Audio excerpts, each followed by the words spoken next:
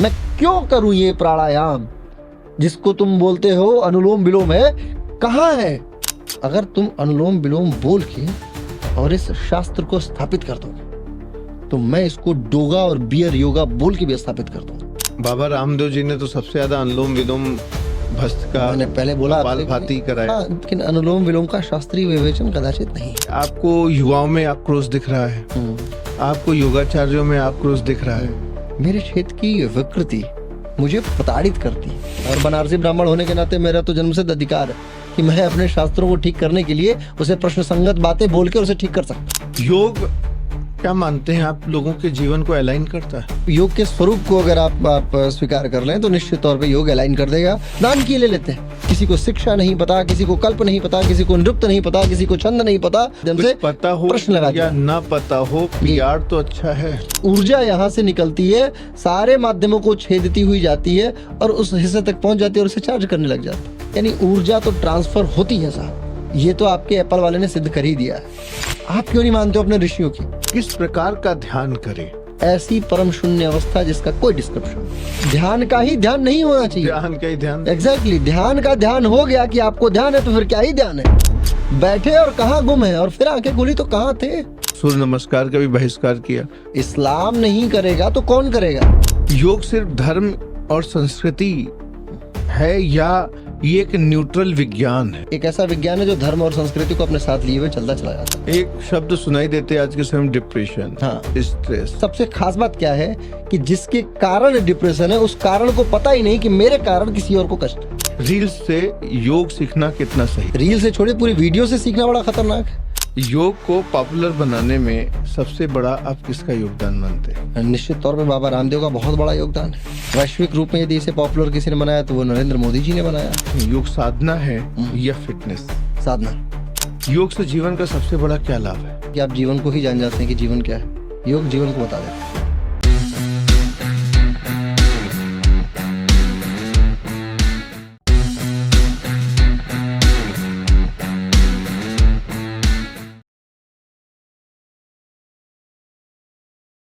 नमस्कार, मैं पुष्कर मिश्रा आप सभी का स्वागत करता हूं। आज हमारे साथ में है शिवम मिश्रा जी, जिनके साथ में मैं पहले भी 2 बार रूबरू हो चुका हूं अपने पॉडकास्ट में। और आज बहुत सारे ऐसे सवाल मेरे पास आए और मुझसे लोगों ने कहा कि जब नेक्स्ट टाइम शिवम जी आए तो इनसे ये सवाल आप अपने पॉडकास्ट में शामिल करिएगा। और आज मुझे सौभाग्य मिला कि पुनः मैं आपसे बात करूं और उन सवालों को भी मैं, लोगों के जो प्रश्न हमारे पास आए उनको भी मैं आज अपने पॉडकास्ट में शामिल करूं। तो सबसे पहले स्वागत करते हैं शिवम मिश्रा जी का। एक बार आपका पुनः पुष्कर मिश्रा शो में स्वागत है। बहुत बहुत आभार सर आपका, मुझे मौका देने के लिए, आपके प्रेम के लिए। मैं देख रहा हूँ आपकी यात्राएं बहुत ज़्यादा बढ़ गई हैं जी। और योग को लेकर आप इतने समर्पित भाव से काम कर रहे हैं जी।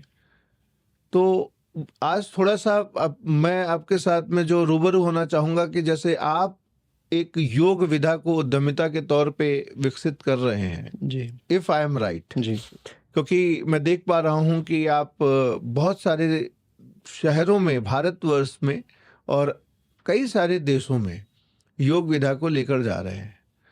तो एक आम योग शिक्षक के बारे में मैं आपसे बात करूँगा कि जो योग के क्षेत्र में अपना भविष्य देखता है। जी। और जब से मोदी जी ने अंतर्राष्ट्रीय योग दिवस की शुरुआत की, या 21 जून को भारतवर्ष में नहीं पूरी दुनिया में अंतर्राष्ट्रीय योग दिवस मनाया जाता है, तब से बहुत सारे युवा योग की तरफ इन्फ्लुएंस हुए हैं। और आज जब युवाओं के साथ में बात करो कि आप क्या बनना चाहते हो, तो बहुत सारे युवाओं में ये आवाज़ आती है कि मैं योगाचार्य बनना चाहता हूँ। और इसी विषय पे हम आपसे बात करेंगे। सबसे पहले तो मैं चाहूँगा कि आप थोड़ा सा अपना दुबई का, वियतनाम का और अन्य शहरों का थोड़ा अनुभव साझा करें कि भारत में और वहाँ में क्या डिफरेंस है योग की विधा को लेकर, योग के लिए अप्रोच को लेकर। बहुत बहुत आभार आपके इस बहुत सामयिक प्रश्न के लिए। आपका जो प्रश्न है कि दुबई में, वियतनाम में या भारत के योगाचार्यों में क्या डिफरेंस है या योग में क्या डिफरेंस है, तो मैं समझता हूँ कि ज़मीन आसमान का अंतर है। जमीन आसमान का अंतर इस स्वरूप में है कि दुबई गया हुआ योगाचार्य जिंदगी में समाधि नहीं चाहता है। वियतनाम गया हुआ योगाचार्य कभी नहीं चाहता कि वो समाधि प्राप्त करे। वो कभी ये नहीं चाहता कि वो योग की वो जिजीविषा जो है, जो मंत्र योग में है, जो तंत्र योग में है, जो अष्टांग में है, जो हठ योग में है, वो प्राप्त करे।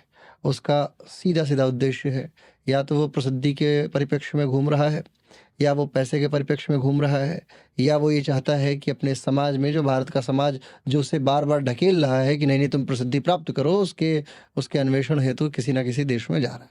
और मैं भी उन्हीं युवाओं में से एक हूँ। मेरे भी जीवन का मौलिक उद्देश्य समाधि कदाचित अभी नहीं है। संभावनाएं हैं कि यदि भविष्य में रहा तो मैं निश्चित तौर पे एक बार और हिमालय यात्रा की तरफ जाऊंगा। लेकिन वास्तविक स्वरूप में यदि मैं बहुत बहुत स्वतंत्र भाव से कहूँ तो हर वो युवा जो इस समय विश्व की तरफ देख रहा है, उसको उसका सोल उद्देश्य है कि वो किस प्रकार सम्मान प्राप्त करे या किस प्रकार पैसा प्राप्त करे। तो योग को खेल के तौर पे देखा जा रहा है। आज के समय में घोषणाएं भी हो रही हैं कि योग जो है एक खेल है। तो युवा खेल समझे या योग को गंभीरता से अपने जीवन में ले, जैसे पतंजलि ऋषि ने लिया या अन्य महापुरुषों ने योग के साथ में वो साधना की जिससे उनकी जो चित्त है जो वो विकसित हुआ, वो डेवलप हुआ और उन्होंने परब्रह्म को जाना। तो आज के समय में तो योग को वित्त समझाया जा रहा है, ना कि चित्त समझाया जा रहा है। बहुत ही शानदार प्रश्न पूछा आपने। वित्त है या चित्त है, योग क्या है, और योग को खेल समझा जा रहा है। वास्तविकता में देखा जाए तो 1970 का दशक मुझे याद आता है जब योगासन को खेल के तौर पर स्थापित किया गया ताकि युवाओं के अंदर वो एक प्रमोशनल एक्टिविटीज़ के तौर पे आगे बढ़े।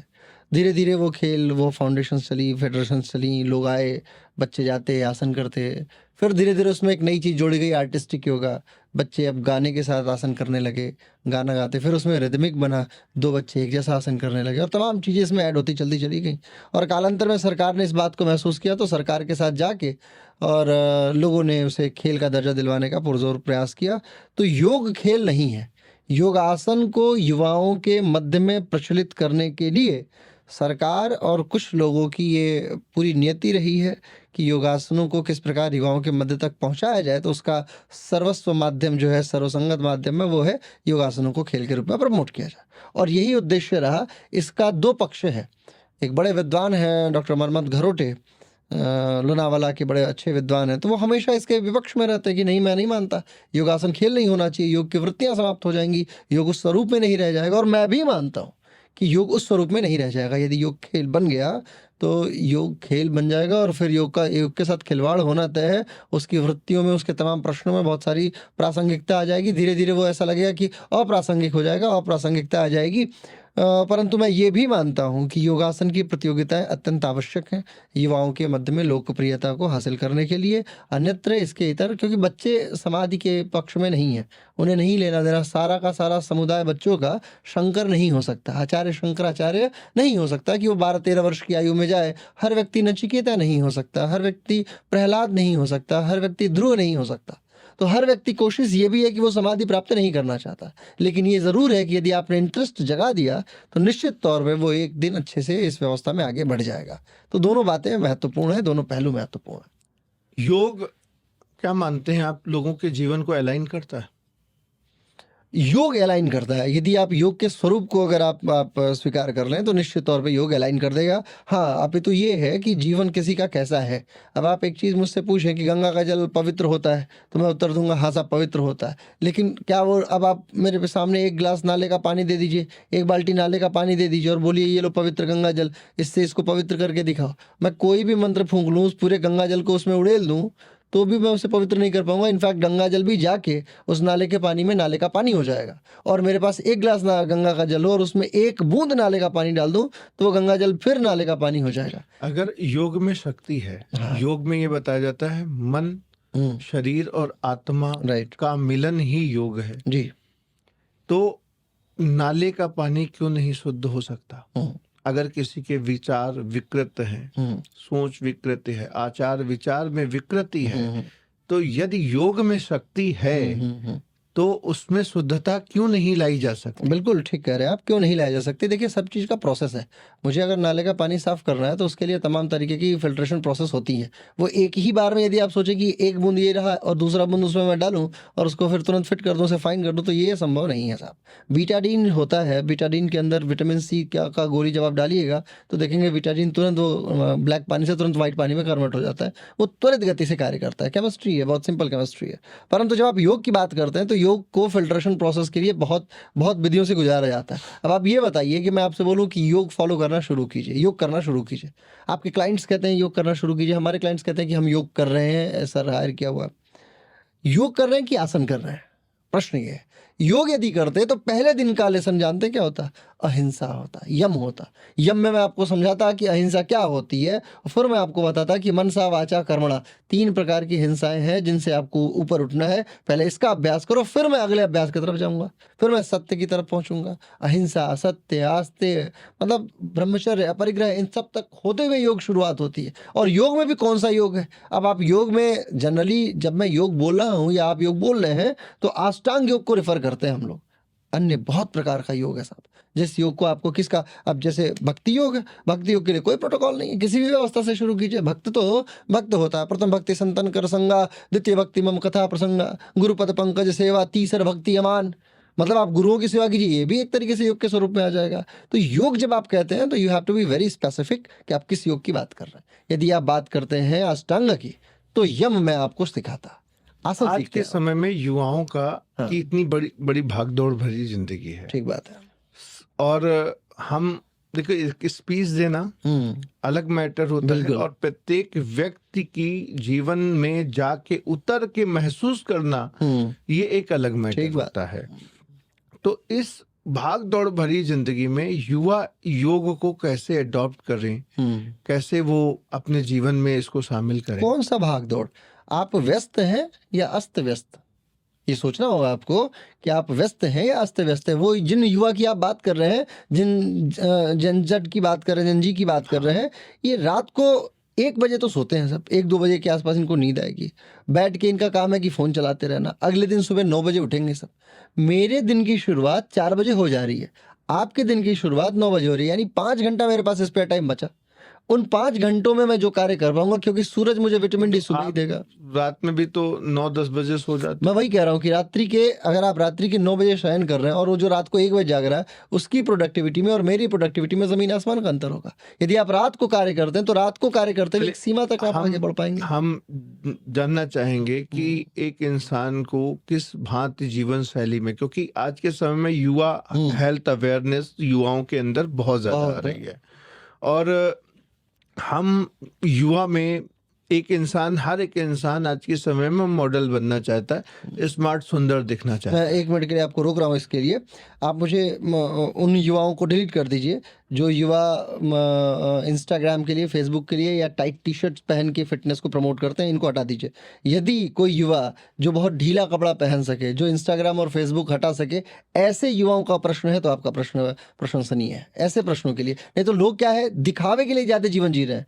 मैं रात को आ रहा था तो मैंने देखा रात के 1:30 बज रहे थे, एक 24/7 जिम है यहीं रास्ते में लखनऊ में ही, और 24/7 जिम में रात के 1:30 बजे कोई व्यक्ति रनिंग कर रहा है, एक्सरसाइज कर रहा है। बॉडी क्लॉक होती है सर, शरीर जो है वो अपने सिद्धांतों के हिसाब से चल रही है।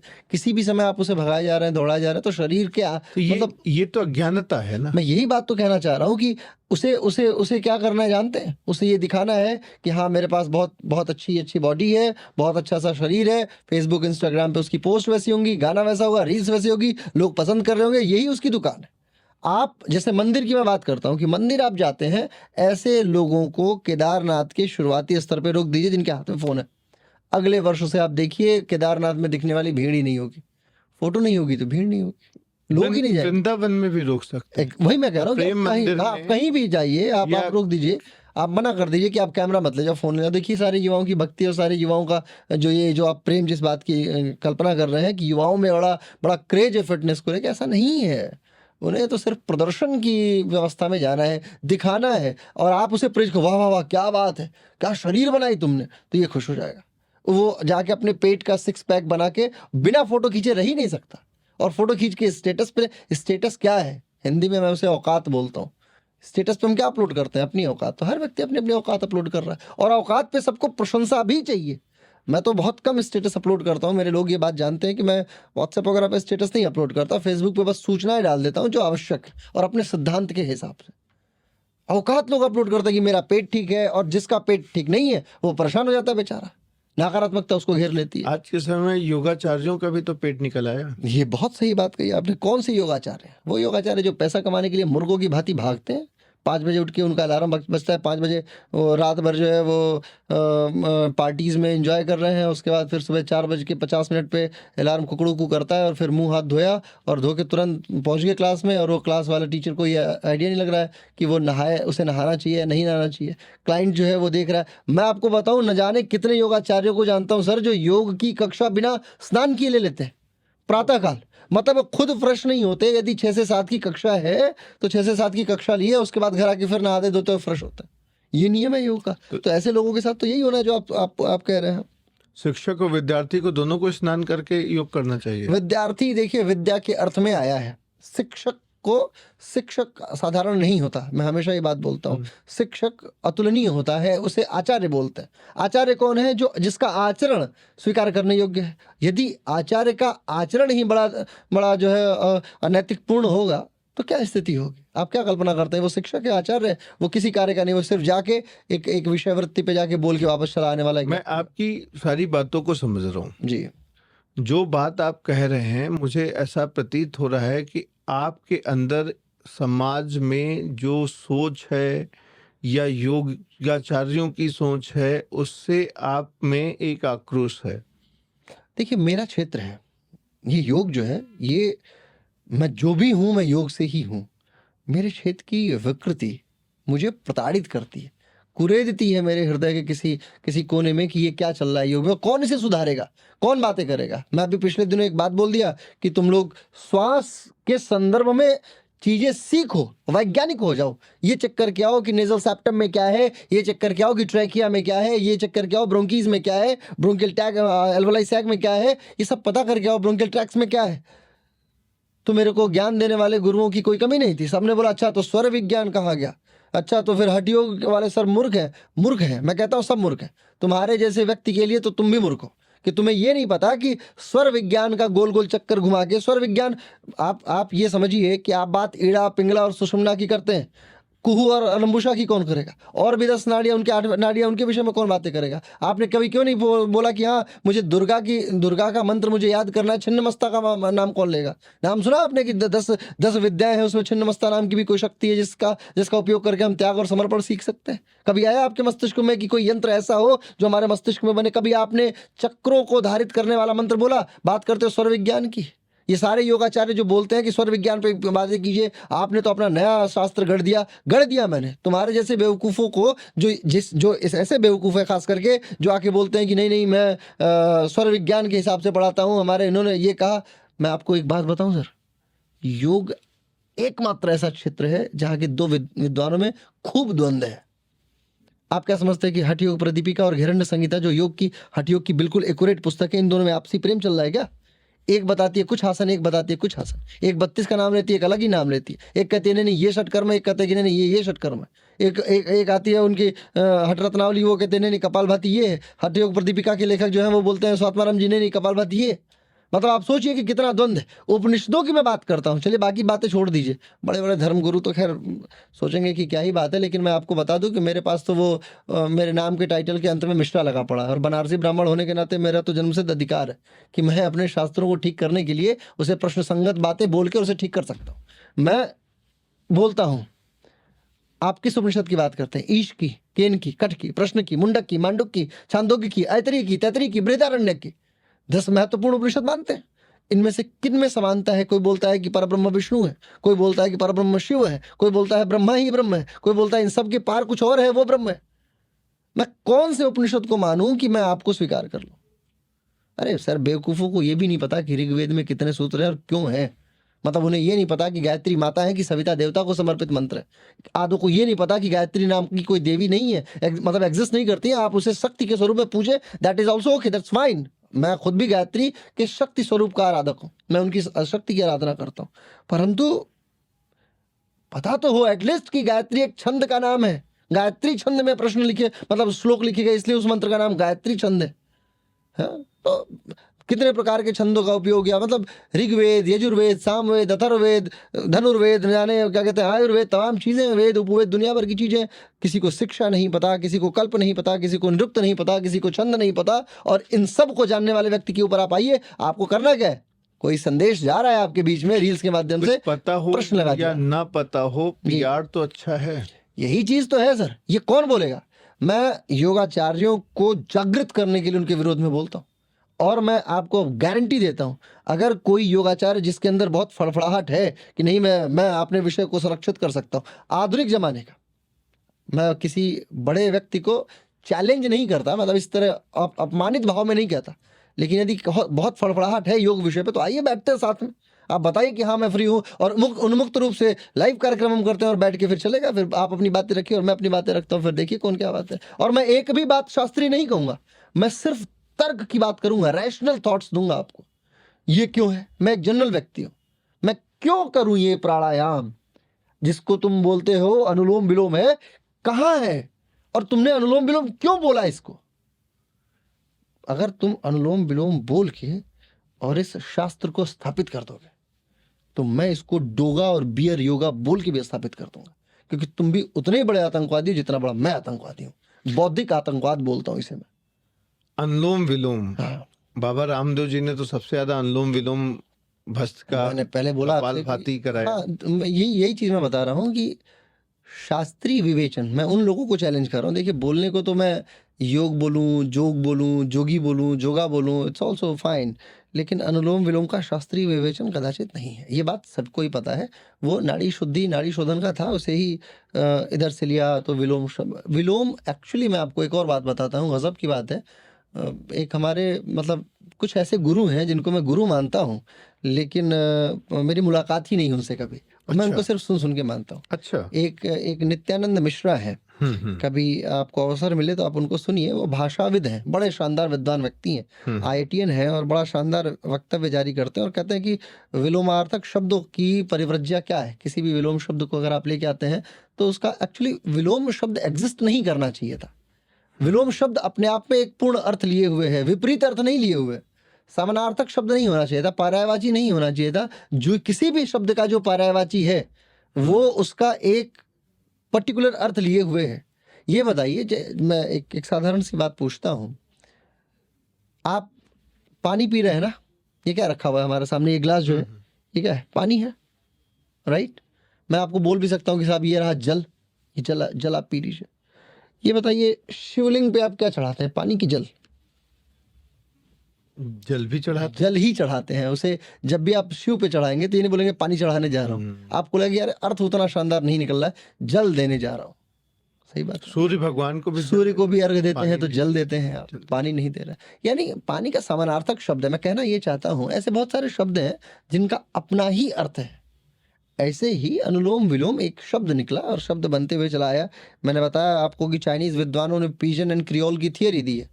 भाषाविद जितने भी होंगे, अगर कोई भाषाविद सुनना होगा इस बात को, तो ये बात जानता है कि theory of pigeon and creole क्या होती है।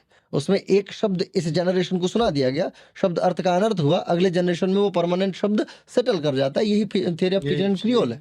तो ऐसे ही अनुलोम विलोम एक शब्द के एक स्वरूप का विकृत स्वरूप रहा, एक थियरी तक वो पिजन रहा, एक जनरेशन के बाद वो क्रियोल बन गया, तो वो क्रियोल हम सुनते हैं शब्द। ग्रेट। आपको सुनने के बाद एक चीज ये लग रही है कि आपका जो पैशन है, वो पैशन कहीं ना कहीं से आपको युवाओं में आक्रोश दिख रहा है, आपको योगाचार्यों में आक्रोश दिख रहा है। तो मैं आपसे ही जानना चाहूंगा कि भारतवर्ष में योग तो हजारों साल पुराना है, आज का तो है नहीं। सबसे बड़े योगी भगवान कृष्ण हुए, जिन्होंने सबसे पहले योग सूत्र गीता में कहा। तो उस समय से है। तो योग का जो भारतवर्ष से पूरे योग को जो मिटाया गया, जो खत्म हुआ, इसको कैसे वापस स्थापित किया जा सकता है? अगर मैं एक कंस्ट्रक्टिव पॉइंट ऑफ व्यू से पूछूं, how we can start fresh, एक नए सिरे से कैसे शुरुआत की जा सकती है? देखिए, योग का वो स्वरूप जो शास्त्रीय है, जिसे कृष्ण ने अपने जीवन में जिया, योगेश्वर कहलाए, शिव का स्वरूप हो, यदि वो आप चाहते हैं कि वही स्वरूप हम स्वीकार करें, तो एक चीज आपके लिए बहुत जरूरी है, वो है साधना। बिना साधक बने आप कुछ भी नहीं अर्जित कर पाएंगे। शिक्षा प्रणाली के माध्यम से मैं वही क्या कह किया रहा हूँ जा कि सकता है? साधना बहुत जरूरी है। अब साधने का मतलब खुद को साधना है। अब मैं खुद को कैसे साधूं ताकि मैं अच्छा छात्र बनूं? मैं छात्रों में अच्छा गुण क्या है? एक कक्षा में बैठे हुए 20 छात्रों के समूह में 1 या 2 छात्र ऐसे होते हैं जो प्रश्न संगत बातें करते हैं, तर्क संगत बातें करते हैं। आधे से ज्यादा छात्र ही नहीं है, वो सिर्फ एक कार्य करने के लिए जा रहे हैं, जो बैठ रहे हैं, समय वेस्ट हो रहा है, वापस आ रहे हैं, छात्रीयता उनके अंदर नहीं है। गुरुओं की बात कर लीजिए। मैं आपको ऐसे मेरे सामने मैं चूंकि 4-5 विश्वविद्यालयों में मेरा अध्ययन रहा, मैं जानता हूं कि आज का टीचर मतलब वो गुरु कहलाने लायक आधे तो है ही नहीं, सब कुछ है, कुछ बड़े सम्मानित, लेकिन आधे से ज्यादा लगभग 80% व्यक्ति जो शिक्षक हैं वो गुरु के तौर पे नहीं है। उनको तो सिर्फ ये है कि मेरा हित, आपन भला भला जग माही, वो वाली बात है कि मुझे मेरा भला हो रहा हो, मेरी सैलरी इतनी हो, मुझे यूनिवर्सिटी इतना पैसा दे दे, मैं करूं, बच्चा क्या करता है आई डोंट केयर। और उनको भी ये बात पता है कि मैं नहीं जानता इस विषय को ढंग से, परंतु फिर भी जब वो ही साधना नहीं किया, शिक्षक ही साधना नहीं किया, तो बच्चे से क्या साधना कराएगा? जब बच्चे ने साधना नहीं की तो वो साधना के बारे में ज्ञान क्या देगा किसी को जाके? तो जब आप किसी को कुछ सिखा नहीं सकते क्योंकि आपने अर्जित नहीं किया, क्योंकि आपके गुरु ने नहीं अर्जित किया, क्योंकि उसके गुरु ने अर्जित नहीं किया, तो गुरु का समानार्थक शब्द इसीलिए तो शिक्षक बना। मैं आपसे कह ही रहा था कि गुरु और शिक्षक में डिफरेंस नहीं है क्या? जमीन आसमान का अंतर है। शिक्षा और विद्या में डिफरेंस नहीं है क्या? जमीन आसमान का अंतर है। क्या अंतर है? एक्सप्लेन करें। अच्छा, एक बात गुरु और बताइए, शिक्षक में क्या? शिक्षा लेके आप क्या बनेंगे? शिक्षवान बनेंगे। और विद्या लेके आप क्या बनेंगे? विद्वान। बने। तो विद्वान ज्यादा कोई शब्द है कि शिक्षवान कोई शब्द? शिक्षवान कोई शब्द ही एग्जिस्ट नहीं करता, विद्वान करता है। ऐसे ही गुरु और शिक्षक में क्या डिफरेंस है? गुरु मैंने आपको बताया, गुरु का मतलब होता है जो जिसके अंदर बड़प्पन हो, जिसके अंदर वृहदता होती चलती चली जाए, जो आपको ये चीज समझा सके कि बेटा मैं इस विषय को समझता हूँ और ये मैंने पूरा टेस्ट करा हुआ है, लिहाजा यही मैं तुम्हें टेस्ट कराऊंगा। और शिक्षक की खासियत ये है कि वो एक विषय को पढ़ा, उतनी ही बातें जाना और धीरे धीरे अपनी आइडियोलॉजी वो आपके ऊपर लाके थोप देता है। जवाहरलाल नेहरू विश्वविद्यालय में जो कम्युनिस्ट विचारधारा पनपी, उसमें किसका सबसे बड़ा योगदान था? वहाँ के शिक्षकों का। शिक्षक जाते हैं, एक छात्र जो आया पढ़ा है जवाहरलाल नेहरू विश्वविद्यालय में, इसकी विचारधाराओं का ही तो युद्ध चल रहा है। और विचारधाराओं का युद्ध आज से थोड़ी चल रहा है। विचारधाराओं का युद्ध तो सुकरात के समय था, प्लेटो के समय था, अरस्तु के समय था। ये तीनों एक दूसरे के गुरु शिष्य ही थे। मतलब वो प्लेटो से सुकरात हुआ, सुकरात से अरस्तु हुआ, और अरस्तु से सिकंदर हुआ। ये तीनों क्रम क्या था? जब प्लेटो कोई बात लिखता तो उसमें वो बोलता नहीं नहीं नहीं नहीं नहीं, मैंने कुछ भी नहीं करा, ये सब हमारे गुरुजी का दिया हुआ है, सारी बात वो गुरुजी को। सुकरात हुआ, उसने क्वेश्चन मार्क लगाना शुरू किया कि नहीं, गुरुजी कह रहे थे ठीक बात है, लेकिन मेरा सिद्धांत एक अलग है। सुकरात ने अपने आप को स्थापित किया। प्लेटो आए तो उसने सबसे ज्यादा अगर किसी के विषय में उल्टा सीधा लिखा तो सुकरात के विषय में। गुरुजी मानता था, जाके प्रणाम करता था। आज के समय में यदि मैं अपने टीचर को, मैं कक्षा 8वीं में पढ़ता हूँ, मैं ग्रेजुएशन में हूँ, यदि मैं अपने टीचर को सामने से उसके विरोध में बोल गया सर, तो कोई ऐसा टीचर ये कह दे कि नहीं नहीं मैं उसका सम्मान करूंगा, गारंटेड है कि वो व्यक्ति जो है द्वंद्व में आ जाएगा और उस बच्चे के नंबर्स को कम कर देगा। मैं गया एक बोर्ड में इंटरव्यू लेने के लिए, योगा के कुछ बच्चे थे, तो मैंने एक बच्चे से पूछा कि तुम्हारा मार्क्स इतना कम क्यों है? तो बोला कि सर क्योंकि मैं अपने शिक्षक का हमेशा से विरोधी रहा। मैंने सबसे पहला सिलेक्शन उसका किया कि ये जो है रैशनल आदमी है, इसको जरूर रख लेना चाहिए जॉब के ऊपर। ये क्या करेगा? विरोध आपका मैं विरोध कर दूं सर ना, आप समझिए कि मैं आपका विरोध करने लग जाऊं खुले मुंह से आपके सामने, मतलब बेइज्जती वाला विरोध नहीं कि 10 आदमी के सामने मैं आपकी बेइज्जती कर रहा हूँ, वो विरोध नहीं। मैं आपके कान में आपका विरोधी स्वर अगर फूंकूं और आप मुझसे फिर भी प्रेम करते हैं तो आप अच्छे गुरु बन सकते हैं। शिक्षक आप तभी तक है जब तक आपको द्वंद्व वगैरह घेरे हुए हैं। यानी आपको भी तो साधना है। यही बात तो मैं कह रहा हूँ कि साधना ही है सबसे जरूरी चीज। जब तक आप संधान नहीं करेंगे तब तक चीजें नहीं होंगी। अर्जुन के तुड़ीर में इतने सारे तीर थे, वो क्या थे? साधना का परिणाम। वो खूब सारी साधनाएं करता, एक तीर पाता, अपने तुड़ीर में रख लेता। जब मौका मिलता तो वो अपने फिर मंत्रों को जपता, उन्हीं मंत्रों को, और वो फिर वो तीर उनके सामने उपस्थित हो जाती और फिर वो तीर चलाता। साधना इंपॉर्टेंट है। साधिए, खुद को नहीं साध पाएंगे तो छोड़ दीजिए। जितने महान साधना करके हुए महापुरुष, वाह, उन लोगों की मृत्यु असमय हुई और एक्सीडेंटल मृत्यु हुई। क्या बात है। आप जैसे सबसे बड़े साधक भगवान कृष्ण, बिल्कुल सही बात।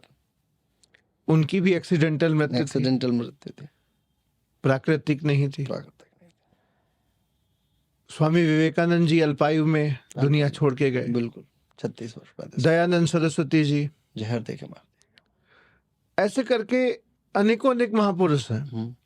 जो जिन्होंने, तो क्या साधना का ये दुष्परिणाम है कि इंसान की जो लाइफ साइकिल है वो कम हो जाती है? ये प्रश्न, या इवन आई थिंक सुकरात को, हाँ प्लेटो सुकरात सब ऐसे ही मरे, सब ऐसे ही मरे जिनकी बात आप कर रहे थे। रामकृष्ण परमहंस भी ऐसे ही गए, उनको गले का कैंसर हुआ। विवेकानंद भी बेचारे ऐसे ही मरे, जल्दी अल्पायु में मर गए। भगवान बुद्ध को भी जहर दे दिया चुंग ने, कुशीनगर में मारे गए। दयानंद सरस्वती जी को भी ऐसे ही मारा गया, उन्हें भी जहर दे दिया गया, शीशा इन्फेक्ट खिला दिया गया था। तो बहुत कष्टकारी मृत्यु हुई है, ये बात सत्य है। राजनेताओं में बहुत सारे लोग बेचारे ऐसे मार दिए जाते हैं। ये प्रश्न पूछा नरेंद्र नहीं, विवेकानंद ने, तब के नरेंद्र ने पूछा अपने गुरु से कि आपको गले का कैंसर हुआ है, पानी तक घोट नहीं पाते हो, है ना, और इतनी पीड़ा होती है, डेली माँ को भोजन कराते हो, माँ डेली आती है तुमसे मिलने, क्यों नहीं बोलते हो कि माँ गला ठीक कर लो? तो बोले कि वो हंसे मुस्कुराए, बोले यार नरेंद्र, मैं मांग तो लेता माँ से, लेकिन मेरा जो मैं नकारात्मकता को अपने अंदर समायोजित कर ले रहा हूँ, तो मुझे वो बराबर का परिणाम इक्वल तो करना पड़ेगा, क्योंकि यहाँ तो ये एक मृत्यु लोक है। ये तो कर्म ऐसा है जहाँ पे इक्विवेलेंट लॉज चलता है। जिस दिन मैं बहुत अतिशय मात्रा में अपने सारे सिद्धांत इक्वल बराबर कर लिया, उस दिन मुझे मरना ही मरना है। अब मैंने किसी के कल्याण के लिए ये बोल दिया कि जाओ खुश रहो, और उसने इतना बुरा कर्म कर रखा था कि उसे दुख ही भोगना था। तो जब मैंने उसे खुश भोगने का वरदान दे दिया या बोल दिया, चूंकि योगियों की कही हुई बात सत्य होती है, तो जब मैंने बोल दिया तो मेरे गले से वो ऊर्जा निकली। अब यहाँ की ऊर्जा वहां जाके सेटल हो गई, यहाँ ब्लैंक हो गया, तब यहाँ तो कष्ट भोगना ही, क्योंकि उसका कष्ट ही आके यहाँ सेटल करेगा। तो मैंने ऐसे बहुतों का कल्याण कर दिया। इसलिए बोला जाता है कि योग में भैया जितना हो सके मौन रहिए। योगाचार्यों को, बेवकूफ़ों को ये नहीं पता कि क्लाइंट्स को जाके डायरेक्ट नहीं छूते, सीधे मतलब जाके आप क्लाइंट को छू दिए, उसका रोग अपने घर ले आइए। महिलाएं बहुत तेज, जैसे मैं चार्ज, महिला योग शिक्षिका जो है वो इसीलिए बहुत तेज चार्ज हो जाती हैं। चार्ज का मतलब निगेटिवली चार्ज हो जाती है, बहुत तेज। क्लाइंट्स को टच करते ही, किसी भी चीज़ को अगर मैं छूंगा तो करंट, अभी आजकल, अब मैं सिंपल उदाहरण से समझाता हूँ। एक एप्पल का चार्जर आता है और एक आईफोन का जो है, उससे ले लीजिए, एप्पल का जो चार्जर है, आजकल वो बिना तार के भी चार्ज हो जाता है। आपने वो टेक्निक देखी है? हाँ, कि आप बस फोन को टच कीजिए तो गाड़ी में आजकल ये टेक्निक आती है कि आप सरफेस पे रख दिए, तो यानी आप सोचिए कितनी बड़ी टेक्नोलॉजी है ये, कि ऊर्जा यहाँ से निकलती है, सारे माध्यमों को छेदती हुई जाती है और उस हिस्से तक पहुंच जाती है और उसे चार्ज करने लग जाती है। चाहे वो जिस भी माध्यम से हो, चाहे वो बैकरल की किरणें हो या रेडियोज की हो या मैक्रोनी की हो, जैसे भी जिस भी माध्यम से वो जा रही हो, यानी ऊर्जा तो ट्रांसफर होती है साहब। ये तो आपके एप्पल वाले ने सिद्ध कर ही दिया है। आप क्यों नहीं मानते हो अपने ऋषियों की? यानी अपने ऋषियों पे सबसे बड़ा प्रश्न लगाने वाला कोई व्यक्ति है तो आप स्वतः हैं, क्योंकि आप ये बात नहीं मानते। और ये जितने लोग ऐसे मरे ना, इन सबको इस बात का अंदाजा था, अंदेशा था कि मेरे से गलती तो हो रही है, भोगना तो मुझे है ही है। ये कर्म लोग है साहब, भोगेगा तो हर व्यक्ति, और उसे जाना, चाहे वो कृष्ण के स्वरूप में हो, चाहे वो मर्यादा पुरुषोत्तम राम के स्वरूप में हो। जिंदगी भर एक व्यक्ति मर्यादित रहा, जिंदगी भर मर्यादित रहा, सिर्फ सीता को थोड़े समय के लिए भेज दिया जंगल में, और उसकी सारी मर्यादा प्रश्न चिन्ह पे आ गई। पूरा का पूरा क्वेश्चन मार्क आ गया कि ये कैसी मर्यादा कि आपने पत्नी को बाहर छोड़ दिया। अब उसमें भी लड़ रहे हैं सब कि अरे वो तो उत्तरकांड ही गलत है, ये गलत है, वो गलत है, फलाने की रामायण ऐसी है। नेताओं की बड़ी लॉन्जेविटी होती है। भोगना तो सबको है साहब। कौन से, मैं किस नेता की बात करूं? A to Z मुझे नाम बताइए किसी भी नेता का। मैं तो पॉलिटिकल साइंस का छात्र हूं, आपके सामने कहानी खोल के रख। ज्यादातर नेता दीर्घायु होते हैं। कोई दीर्घायु नहीं, सब सड़ के मरते हैं। माफ़ कीजिएगा, मैं नाम नहीं लेना चाह रहा, क्षमा कीजिएगा। आज आपके यहाँ जो चीफ गेस्ट चैनल थे, उनके गुरुजी भी ऐसे ही मरे थे, जिनका नाम आप ले रहे थे। मैं नाम नहीं ले रहा, लेकिन मरना तो सर सबको है। सड़ के मरना, एकाकीपन में मरना, जीवन मतलब कष्टकारी मरना। और जो भी आज की जो सरकारें हैं, उनके जो वरिष्ठ लोग हैं, उन्हीं का नाम आप देख लीजिए। बहुत से लोग सोचते हैं कि आज एंजॉय करो, कल जो होगा देखा जाएगा। किसने देखा? तो चार्वाक दर्शन वाला, चार्वाक वाले ने भी तो यही कहा था, पितो पुनः पितो यावत पतति भूतले उत्थाय च पुनः पितो पुनर्जन्मस्य न विद्यते। पियो खूब पियो, मरो गिरो उठो फिर पियो। पुनर्जन्म थोड़ी होता है, कल थोड़ी होता है। आज एंजॉय कीजिए, तो जिए आज जिए। पीने वाले लीवर की प्रॉब्लम लेने के बाद भी पीते। हाँ, तो वो तो मेरे जानने में तो एक बड़े मेरे करीबी व्यक्ति थे, उनका देहांत हो गया बेचारे का ऐसी संदर्भ। चलिए, लीवर की प्रॉब्लम से एक चीज मैं आपसे पूछना हाँ चाहूंगा प्लीज। कि योग से क्या बीमारियों का भी समाधान है? बहुत तेज योग। अगर योग यानी योग मतलब सिर्फ आसन नहीं, योग यानी योग बहुत तीव्र। मैं आपको, आप तो चलिए आपकी जनता तो ये सोच रही हो कि अष्टांग योग यानी वो आसन वगैरह वाला, मैं तो आपको साहब मंत्रों से ठीक करने की क्षमता जानता हूँ। मैं आपके सामने, आपके यहाँ श्री मंत्र लगा पड़ा है, जो जो ज्योतिष वाले आचार्य देखते हैं वो ये बात बाखूबी समझते हैं। एक मंत्र है सप्तशती का मंत्र है, वही इतना खतरनाक मंत्र है, मारण मंत्र है। ऐसा सर बताऊं मैं आपको, वैज्ञानिक थे हमारे ऋषि, यहाँ कौन सा शब्द होगा, यहाँ कौन सा बीज मंत्र होगा, यहाँ कौन सा बीज मंत्र होगा, सब तय है, सब तय है। यंग रंग लंग वंग ये सब तय है। लेकिन किसको बीज मंत्र आता है? आधे जो है वो जाते हैं सब कक्षा में, गायत्री मंत्र कराया, किस स्वरूप में कराना है, कब पढ़ना है, कब पढ़ाना है, कुछ नहीं लेना देना। अपना गायत्री मंत्र बताते हैं कि एकांत में पढ़ना चाहिए और लिपसिंग नहीं होनी चाहिए। मैं आपको बताऊं कि आज के समय मैं में आपको लाउड एक बात स्पीकर पे बताऊं। गायत्री नहीं, मैं आपको एक बात बताता हूँ। आप जो बातें कही है, दुनिया ने क्या कहा उस पर मत फोकस कीजिए, पुस्तकों ने क्या कहा उस पर फोकस कर लीजिए, और पुस्तक ऑथेंटिक होनी चाहिए। 10 अध्यायों में एक अध्याय है गायत्री का, तीसरे अध्याय का मंत्र है। तीसरे अध्याय में जब आप जाएंगे तो सविता देवता की बड़ाई हो रही है, ठीक है। जब आप पढ़ेंगे पूरा, मैं तो इसका पूरा अध्ययन किया सविता मैंने। देवता सूर्य देव। हाँ, सविता देवता को मतलब पहले ऋग्वैदिक जमाने में अलग अलग प्रकार के देवता थे। ये शंकर और विष्णु और ब्रह्मा ये लोग नहीं थे उस समय। धौ, अग्नि, इंद्र, वरुण ये देवता माने जाते थे ऋग्वैदिक जमाने में। अग्नि को इनफैक्ट ज़्यादा पावर दी गई, ज़्यादा। इंद्र को बहुत मान्यता थी, इंद्र की मान्यता। तो ऐसा ही एक उनकी बड़ाई चल रही है सविता देवता की, कि सविता देवता हमारा बैल ठीक रखें, गाय वाय ठीक रखें। इन्हीं के संदर्भ में संस्कृत में बातें चल रही हैं। उसी क्रम में चलते हुए एक मंत्र आता है कि मैं उस प्राण वाले स्वरूप वाले देवता को अपने अंतरात्मा में स्थापित कर लेता हूँ। वो देवता जो है हमें सन्मार्ग में प्रेरित करते हैं। अब आप एक बात बताइए मुझे, वैदिक काल के बाद आया उत्तर वैदिक काल, और उत्तर वैदिक काल में लोगों ने अर्थ का अनर्थ निकालना शुरू कर दिया। जैसे आज भी जो राक्षस है सब, वो मनुस्मृति का गलत अर्थ निकालते हैं। तो उस समय भी ये होना शुरू हो गया। तो ब्राह्मणों ने क्या किया कि इंस्टेंट लेवल के लिए, तुरंत त्वरित प्रभाव जनरेट करने के लिए डरा दिया कि भैया तुम एक काम, क्योंकि मारते तो है नहीं, ब्राह्मणों की खासियत है, युद्ध करना उनका गुण नहीं है, तो डरा दिया। अब डरा के चीज़ें रोक दी, तो जो जनता थी उस समय की, उसके दिमाग में वही बातें बैठ गई। तो उत्तर वैदिक काल, फिर उसके बाद धीरे धीरे सभ्यताएं आगे बढ़ती चली गई, और वो डर जो है वो परमानेंट हो गया, और वो विकृत होता चलता चला गया। अब आप ऋग्वेद तो आपके सामने इस समय उपलब्ध है, गूगल पे जाइए, टाइप कीजिए, डाउनलोड कर लीजिए। एक बात बताइए मुझे, मैं एक किताब पढ़ता हूँ जिसमें ये बात लिखी है कि वो परमात्मा सन्मार्ग में प्रेरित कर दे मुझे।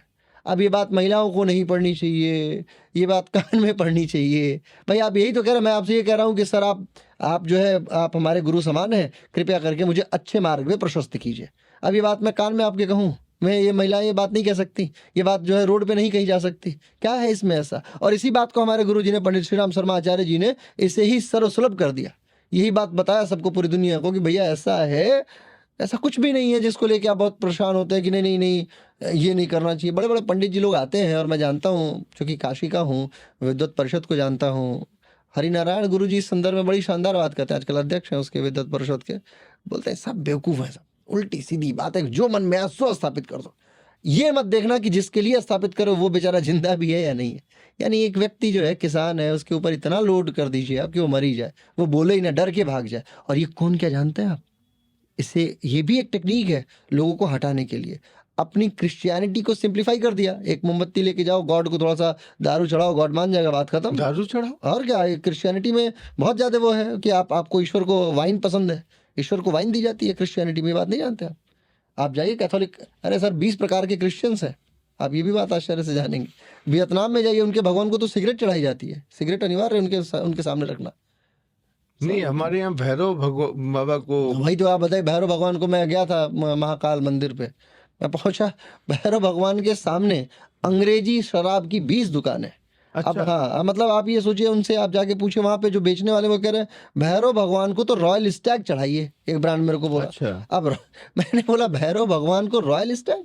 अंग्रेजी मतलब देसी शराब चढ़ाइए या अंग्रेजी, और वहाँ के पुजारी महोदय भी पूरा बिल्कुल वो भैरव भगवान के भक्त बने पड़े। कुपात्रता समझते हैं, कुपात्र राक्षस। सोम रस का वर्णन है साहित्य में, सोम रस का वर्णन है। अब सोम रस का जो है ये रस तो ले लिया इन लोगों ने, सोम हटा के उसमें कुछ और रस मिला लिया और वो धीरे धीरे वो ऐसा बन गया कि वो नशीला बन गया। अब वही ये चढ़ाते हैं और लोग को, और जो बड़े पढ़े लिखे लोग हैं जो बड़ी बड़ी गाड़ियों से जाते हैं, आप उनसे बोल दिए कि ये लो 5 रुपए वाली दारू चढ़ा लो, तो वो नहीं चढ़ेगा, बोलेगा भगवान बुरा मान जाएंगे। भगवान को तो इम्पोर्टेड दारू चाहिए, भैरव भगवान को। कल्पना कीजिए कि ये मूर्खों का समुदाय कहाँ जा रहा है। मतलब इससे भैरव को क्या लेना देना। आपने चढ़ाई कि नहीं चढ़ाई? नहीं, बिल्कुल नहीं, प्रश्न ही नहीं बनता। मैं तो जाके मैंने उनसे बोला, अरे मैंने बोला महाराज मैं जानता हूँ आपकी शक्ति को, काल भैरव हैं आप, आपका कार्य था माता की शक्तिपीठ का संरक्षण करना, रक्षा करने के लिए आप यहाँ उत्पन्न हुए थे, आप ही के औचित्य पे प्रश्न लगा दिया यहाँ के लोगों ने।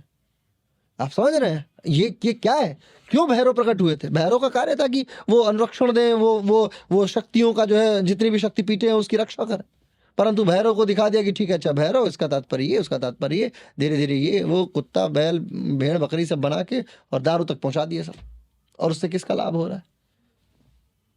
वहां के लोग जो तथाकथित बोलते हैं कि नहीं नहीं मैं पंडित हूँ। एक भी पंडित ढंग का अगर ब्राह्मण होगा, जो वेद पाठी होगा, जो कहीं किसी अच्छे गुरुकुल से शिक्षित होकर आया होगा, वो जाके अल्कोहल को छू के दिखाते, वो मर जाएगा सर, नहीं छुएगा। लेकिन लोकल लोग कि अच्छा करना क्या है, एक शिखा बढ़ानी है आराम से, लीजिए बढ़ा लीजिए, हम जो है वो हो गए, एक त्रिपुंड लगाना है, धोती कुर्ता पहनना है। आप जाके थोड़ी पूछेंगे कि पंडित जी आप कौन सी बिरादरी के हैं, कौन सी कास्ट के हैं। ये कभी पूछा आपने किसी भी पंडित से कि पंडित जी आपका पूरा नाम क्या हुआ? वो बताएगा हाँ ये। अच्छा चलिए बदनाम ही बता दे। आपने कभी पूछा कि पंडित जी गोत्र क्या हुआ अपना?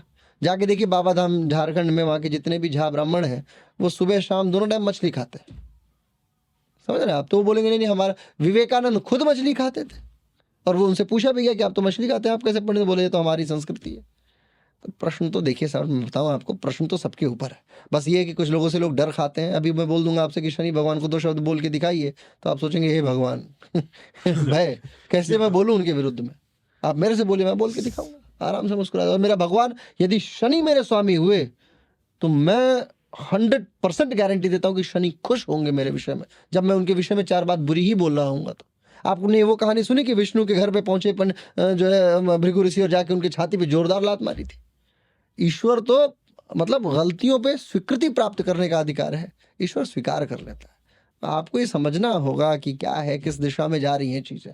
दिशात्मक वृत्ति बहुत जरूरी है प्रभु। ध्यान पे जो आधुनिक स्टडीज हैं वो ये कहती हैं कि ये न्यूरो साइंस, जो आपका न्यूरो साइंस की जो स्टडीज ध्यान के ऊपर हुई हैं, वो ब्रेन स्ट्रक्चर को ठीक करती हैं। तो किस प्रकार का ध्यान करें जिससे इंसान का जो ब्रेन स्ट्रक्चर है वो ठीक हो सके? वेरी गुड, फैंटास्टिक, बहुत अच्छा प्रश्न। मैं थोड़ा सा इसका बड़ा उत्तर दूंगा। ध्यान को कैसे करें, ये बात हमारा मौलिक है, लेकिन आपको मैं एक उदाहरण देता हूँ कि आप पानी में डूब रहे हैं और डूब के ये आप मेरे से पूछिए कि तैरने के लिए 30 दिन का कोर्स ज्वाइन करें, वो मेरे किस काम का है? मैं डूब रहा हूँ ना इस समय, तो मेरे को तो बचना जरूरी है। हर व्यक्ति डूब रहा है इस समय, उसे बचाना बहुत जरूरी है। उसके बाद वो ध्यान को समझेगा। अब ध्यान क्या है और कैसे समझेगा वो समझना जरूरी है। ध्यान अष्टांग योग का 7वां सोपान है, उसके उपरांत समाधि ही है। संप्रज्ञात असंप्रज्ञात धीरे धीरे समाधि ही है। यानी बिल्कुल आप छत पे पहुंचे हुए व्यक्ति हैं, अंतिम स्टेज तक पहुंचने वाले व्यक्ति हैं। आपको चाहिए सीधे छत और मैं आपको दूंगा सीढ़ियां, तो सीढ़ी आपको अच्छी लगेगी नहीं। मैं बोलूंगा कि यम नियम आसन प्राणायाम फॉलो कीजिए, आपको लगेगा कि मेरे को जो चाहिए वो दो। समझ रहे हैं आप? मतलब आपको जाना है, जैसे हम 7वें 8वें फ्लोर पे बैठे हैं तो 7वें फ्लोर पे जाना है, मैं आपको दे रहा हूँ कि साहब ये लो सीढ़ी, आप बोलोगे सीधा डायरेक्ट लैंडिंग कराइए, तो गिरेंगे आप, गिर के फैल जाएंगे आप। तो ध्यान, जब आप ये प्रश्न पूछते हैं कि ध्यान के विषय में बताइए कि ध्यान कैसे न्यूरो साइंस पे कार्य करता है, तो आपको पहले न्यूरो शब्द समझना होगा और आपको ध्यान भी समझना होगा कि ये किस चीज़ को धारण करने वाली विषय वस्तु की बात हो रही है, किस तरीके से ध्यान लगाया जाता है। ध्यान जानते हैं क्या है? मैं आपको एक प्रश्न 1 लाइन का उत्तर दूं, ऐसी परम शून्य अवस्था जिसका कोई डिस्क्रिप्शन नहीं। मतलब आप जागृति में हैं, ध्यान ही नहीं, ध्यान का ही ध्यान नहीं होना चाहिए। ध्यान का ही ध्यान, एग्जैक्टली, ध्यान का ध्यान हो गया कि आपको ध्यान है, तो फिर क्या ही ध्यान है? समझ रहे हैं? फिर ध्यान नहीं है। ध्यान तो मतलब बैठे और कहाँ गुम है, और फिर आंखें खुली तो कहाँ थे, क्योंकि आप तो अपने कहीं अंतराकाश चिताकाश में कहीं प्रवेश होके आनंदित आह्लादित हो रहे होंगे। आप परम शून्य में हैं, और वो परम शून्यता आसान है नहीं, क्योंकि आप क्या है, आप हैं फरेबी, मक्कार, झूठ, द्वेष, द्वंद्व, घृणा, ईर्ष्या, है ना, और जाहिलपन, तमाम वृत्तियों से आप फंसे पड़े। योगा गुरुओं ने, बड़े बड़े आचार्यों ने लिखा कि अविद्या, अस्मिता, राग, द्वेष, अभिनिवेश, इन सब बाधक तत्वों से ऊपर उठिए, फिर ध्यान आप सीख लीजिएगा। और ये इतना आसान है नहीं। तो मैं यदि आपके पॉडकास्ट पे बता दिया कि साहब ध्यान ये है, तो आप समझिए कि मैं अपने विषय के साथ गद्दारी कर जाऊंगा।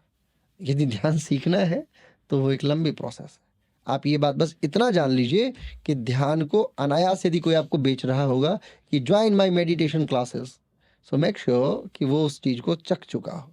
जो चखा ही नहीं वो आपको क्या ही ध्यान दे पाएगा, और जो चख लेगा वो बेचेगा नहीं, ये भी जान लीजिए।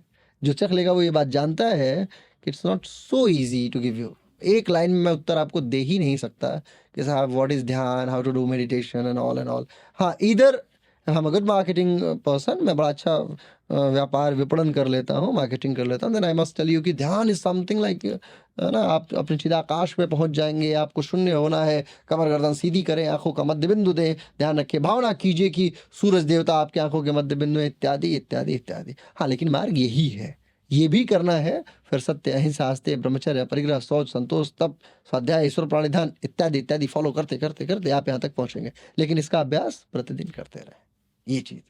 तब स्टेप बाय स्टेप ही आप छत पे पहुंचेंगे। 7वें पहला स्टेप यम, फिर नियम, आसन, प्राणायाम, प्रत्याहार।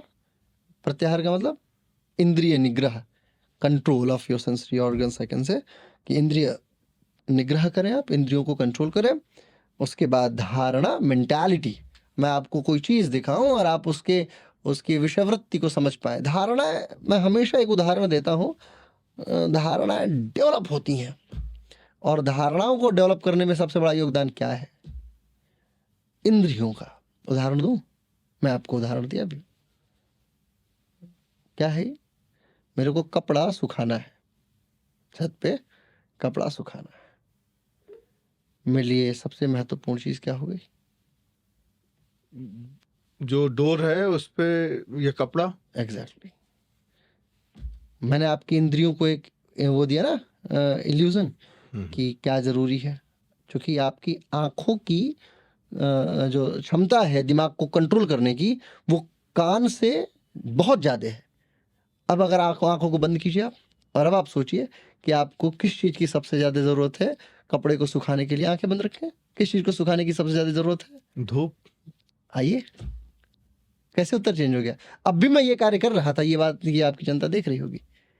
क्यों नहीं इल्यूजन गया आपके मस्तिष्क के अंदर? क्योंकि आंखों ने बोला कि नहीं डोर जरूरी है, तो डोर ने स्वीकार कर लिया। दिमाग ने कहा हाँ नहीं डोर ही जरूरी है। लेकिन जब आपकी आंखों ने भेजना बंद कर दिया और आपका दिमाग फिर क्रिटिकली दूसरी बार सोचा उसी विषय पे, तो कान की बात को स्वीकार किया। यानी सारी इंद्रियां अलग अलग प्रभाव डालती हैं। कान एक होता ना, कई बार कान का सुना हुआ भी गलत होता है, आंख का देखा हुआ भी गलत होता है, वही चीजें चल रही थी। तो आप धारणाएं किस आधार पर डेवलप करते जानते हैं? धारणाएं आप डेवलप करते हैं प्रत्याहार यानी इंद्रियों के आधार पे। मैं आपको हमेशा ये बात बोलता हूं कि आप भारत के विषय में सोच सकते हैं। Just think about India. सोचिए, नक्शा याद आ गया आपको भारत का एक अच्छा सा। चलिए आइए उत्तर प्रदेश के बारे में सोचिए। फिर एक नक्शा याद आ गया आपको, चलिए लखनऊ के बारे में सोचिए। अब नक्शे में थोड़ी प्रॉब्लम हो रही होगी, चलिए ठीक है गोमती नगर के बारे में सोचिए, अब और प्रॉब्लम हो रही होगी। समझ रहे हैं आप? चलिए सेक्टर 7 के बारे में सोचिए, और परेशानी हो रही होगी। तो जैसे जैसे पिंड जो है छोटा सूक्ष्मता प्राप्त कर रहा है, दिक्कतें हो रही, जबकि ये ज़्यादा आसान था। इसका नक्शा बहुत छोटा है, भारत का तो बहुत बड़ा नक्शा है, तो कैसे परेशानी हुई ना परेशानी। इंद्रियां उसके विषय में ध्यान ही नहीं दी। छोटे विषयों पे हम हमेशा हार जाते हैं, और हम उस विषय में कुछ भी नहीं सोच पाते जिसको हम कुछ जानते ही नहीं, जिसको इंद्रियों ने कभी महसूस नहीं किया। इस मोबाइल के युग में जी इंसान के पास ओवरलोडेड नॉलेज है। हाँ, ठीक बात। और इतनी जल्दी जल्दी जो शॉर्ट वीडियोस हैं, रील्स हैं, वो टॉपिक चेंज हो रहे हैं। तो कभी कभी ब्रेन भी कमांड लेना और देना भूल जाता है। ठीक बात कि उसको देना क्या है और लेना क्या है। इस लाइफस्टाइल के साथ में योग कितना जरूरी है? देखिए, पहली चीज़ तो ये कि जो आपको अच्छा लगेगा आप वही देखेंगे, और संयोग की बात यह है कि ये बात जो फेसबुक या इंस्टाग्राम या अन्य यूट्यूबर्स वगैरह हैं, ये उन्होंने ऐसा एल्गोरिथम सेट कर रखा है उस अपने अपने सिस्टम के अंदर कि जिस वीडियो पे आप 10 सेकंड रुक गए, उसी के संदर्भ की वीडियो आपको देगा। आप एक हत्या की वीडियो देख लिए तो आगे आने वाली 10 वीडियो हत्या की होंगी।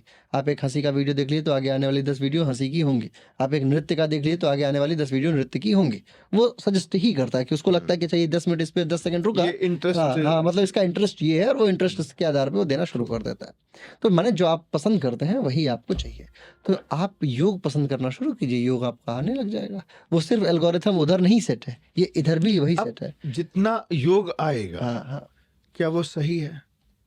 हाँ, देखिए अभी एक चीज मैं आपको बताऊं। एक बंदा, हाँ अभी हाल का ही एक वीडियो है, एक बंदा बच्चे को योग करा रहा था और उस बच्चे की डेथ हो गई, स्पाइन टूट गई हम्म, योग कराते कराते। जिम्नास्टिक्स कराते कराते। हाँ, और जिम्नास्टिक, और एक बच्चे के पैरों को, वो काफी वायरल हुआ वीडियो, जो उसका ट्रेनर था उसके पैर फाड़ रहा था और वो बच्ची चीख रही थी। चाइना का वीडियो। तो अगर ऐसे रील्स और ऐसा अधूरा नॉलेज लोगों के पास आ गया तो ठीक है, कैसे? मैं इसमें एक चीज आपको करेक्ट कर दूं कि योग करने वाला व्यक्ति कभी योगा मैट पे मरेगा नहीं, क्योंकि हम योग शिक्षकों को एक मंत्र दिया जाता है। हम अपनी कक्षा की शुरुआत करने से पहले सबसे पहले मंत्र से ही, मंत्र के सामने अपने आप को उड़ेल लेते हैं और बोलते हैं, हे भगवान, हमारे बस में कोई औकात नहीं है, कृपया करके हमारी कक्षा का और हमारे व्यक्ति का ध्यान रखिएगा। और वो व्यक्ति मंत्रों से अभिसिंचित हो जाता है। तो हमारा एक भी व्यक्ति नहीं मरा योग से। तो योग पे तो हम नहीं कह सकते। जिम्नास्टिक्स में लोग मरते हैं, जिम में लोग मरते हैं। अब जिम्नास्टिक्स वाला व्यक्ति क्या कर रहा है, वो पीड़ा, वो उसे क्या है, उसे तो दिख रहा है कि मेरी सफलता है। सबकी शरीर अलग अलग है। जब सबकी शरीर अलग अलग है तो आपको उसी आधार की ट्रेनिंग होनी चाहिए। अब आप बच्चे को शरीर को मोल्ड किए चलते चले जा रहे हैं, तो जाहिर सी बात है कि ये लोग अनभिज्ञ लोग हैं, अज्ञानी लोग हैं। और मैं हमेशा ये बात बोलता हूँ कि हर क्षेत्र में ऐसे 2-4 बेवकूफ़ होते हैं और होने भी चाहिए, तभी अच्छों की जो जो जो अच्छे लोग होते हैं वो बाहर निकल के आएंगे, उनकी परिणति तभी हो पाएगी। तो मैं समझता हूँ कि ये दुर्भाग्य है, इस तरीके की चीज़ें नहीं होनी चाहिए और विद्वान व्यक्ति के सापेक्ष ही आप जाए। मैं आपको बताऊँ, असल में एक चीज़ आप बताइए, पीवीआर में, मतलब सिनेमा हॉल्स में आप जाइए मूवी देखने के लिए, तो सिनेमा हॉल में सपोज कीजिए 12 बजे की मूवी है, तो आप 10 बजे टिकट बुक कर लीजिए, 200 रुपये की है। 10:20 पे कीजिए, वो 200। अगर उस टिकट को 4-5 बार वो लोगों ने देख लिया और वो धीरे धीरे बढ़ता चलता चला जा रहा है, तो एक सीट जो पहली सीट बिकी थी वो 200 की बिकी थी, और यदि 200वीं सीट है तो 500 की भी बिक जाती है। अंतिम आते आते वो उसका रैपिड, मतलब वो स्वतः प्राइस बढ़ाता चलता चला जाता है। ऐसे ही फ्लाइट टिकट्स का है, ऐसे ही चीज़ें हैं। अन्य अन्य आदमी तभी संतोष कर लेता है, लेकिन जब बात आती है योगाचार्यों को पैसा दे दो, उचित व्यक्ति को उचित पैसा दे दो और उचित व्यक्ति को आमंत्रित कर लो, क्योंकि उचित व्यक्ति अच्छे तरीके से आएगा, वो लोगों से नहीं होगा। मेरे पास भी फ़ोन आते हैं कि सर कितने, क्या फीस है आपकी? 6,000 रुपये। 6,000 रुपये, अरे ये तो बहुत ज़्यादा सर, 3,000 ही ले लीजिए, 4,000 ही ले लीजिए। वर्ष 2011 में भी मैं 6,000 लेता था, और ऐसे ही लोग के कारण आज भी हमारी कक्षाएं 6,000 में ही चलती हैं। क्यों? उस समय पेट्रोल 40 रुपये था, आज हमारा पेट्रोल जो है 100 रुपये के आसपास का है। तो हमारे पास तो अधिकार ही नहीं कि हम बढ़ाएं। अब वो बोलेगा 3,000 दे दो, तो 3,000 मैं किसे भेजूंगा जानते हैं? जो अभी 10 दिन पहले योग में आया था वही जाएगा। और जब उसे पता ही नहीं है कि वो कर क्या रहा है, तो वो तुम्हारे साथ तो ऐसी गति में लाएगा। तो आप इसके लिए जिम्मेदार कौन हो? आप स्वतः जिम्मेदार हो। फिर आप मेरे से क्यों पूछ रहे हैं कि आपका योग बेकार है? लोगों का तो ये मानना है कि आप योगाचार्य, आपको पैसे की क्या जरूरत है? हाँ ठीक बात है, तो पैसे की है तो आपको स्वास्थ्य की क्या जरूरत है? भाई योगाचार्य अपने जीवन का बहुत बड़ा हिस्सा आपको दे रहा है। आपके सामने आप 1 मिनट के लिए डॉक्टर के पास जाते हैं, डॉक्टर देखता है आपको, रिपोर्ट देखता है, एनालिसिस करता है और 1,500-2,000 रुपये चार्ज कर लेता है कि ठीक है, नहीं ठीक है, हाँ ठीक है। 2 मिनट के अंदर सर डॉक्टर साहब को बोलते हैं ये तो डॉक्टर साहब की फीस है, बैठने की फीस है यहाँ पे। और योगाचार्य 1 घंटे जाके पसीना पसीना होके, लथपथ होके आपके शरीर के साथ आपकी नकारात्मक, वो एप्पल के आईफोन के जैसे ऊर्जाएं खींच रहा है, आपके दुख द्वंद देश घृणा ईर्ष्या सबको खींच रहा है, ले आके बाहर डंप कर रहा है। तो अपने परिवार को कैसे चलाएगा? उसका परिवार नहीं है क्या?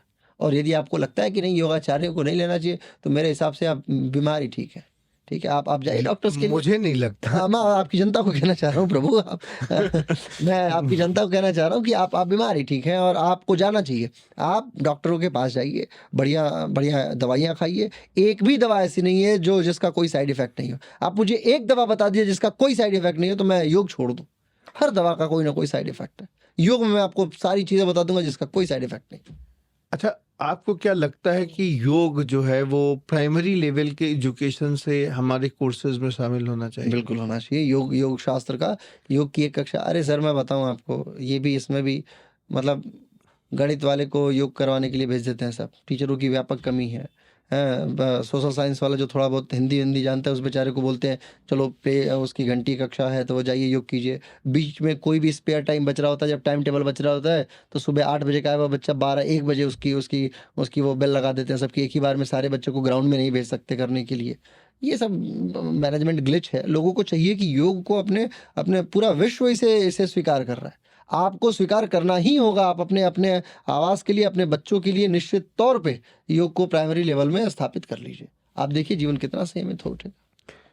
क्या योग आज के समय में करियर के तौर पे सही है? बहुत बहुत सही है। यदि आप कह, क्योंकि देखिए आज नहीं तो कल, नहीं तो परसों, यदि आप आ गए इस मेन धारा में आ गए तो ये प्रवाह आपको एक दिन जरूर निश्चित तौर पे कुरे देगा। यदि आप योग को करियर के तौर पे स्थापित करना चाहते हैं तो ये बात जान लीजिए कि जीवन का सबसे सटीक निर्णय आपने लिया है, अपितु आपने योग को एक साधना के स्वरूप में स्वीकृति दी है। तो सिर्फ और सिर्फ यदि आप सकाम हो कि योग प्राप्त करने की तरफ आगे बढ़ रहे हैं तो माफ कीजिएगा, आप लुटेरे हैं और आप एक दिन उठा के फेंक दिए जाएंगे इस योग क्षेत्र के द्वारा। योग अपने लोगों का चयन स्वतः करता है। आपने योग का चयन नहीं किया, योग आपको चुनेगा। और यदि योग ने चुन लिया तो आप कुछ भी कर लीजिए, वापस योग में ही आएंगे, नहीं आएंगे। और यदि आप गलत व्यक्ति हुए तो योग वैसे ही आपको उठा के बाहर फेंक देगा, जैसे बहता हुआ पानी अपने अपने अपने चीजों को, नकारात्मक विषय वस्तु को छांटता चलता चला जाता है। आज के समय में जो जिम में योगा हो रहा है जी, वो योग कितना सही है? बहुत ही नकारात्मक है। ना हठ योग प्रदीपिका कहती है, ना घृण्य संहिता कहती है, ना कोई कोई ऐसी पुस्तक कहती है।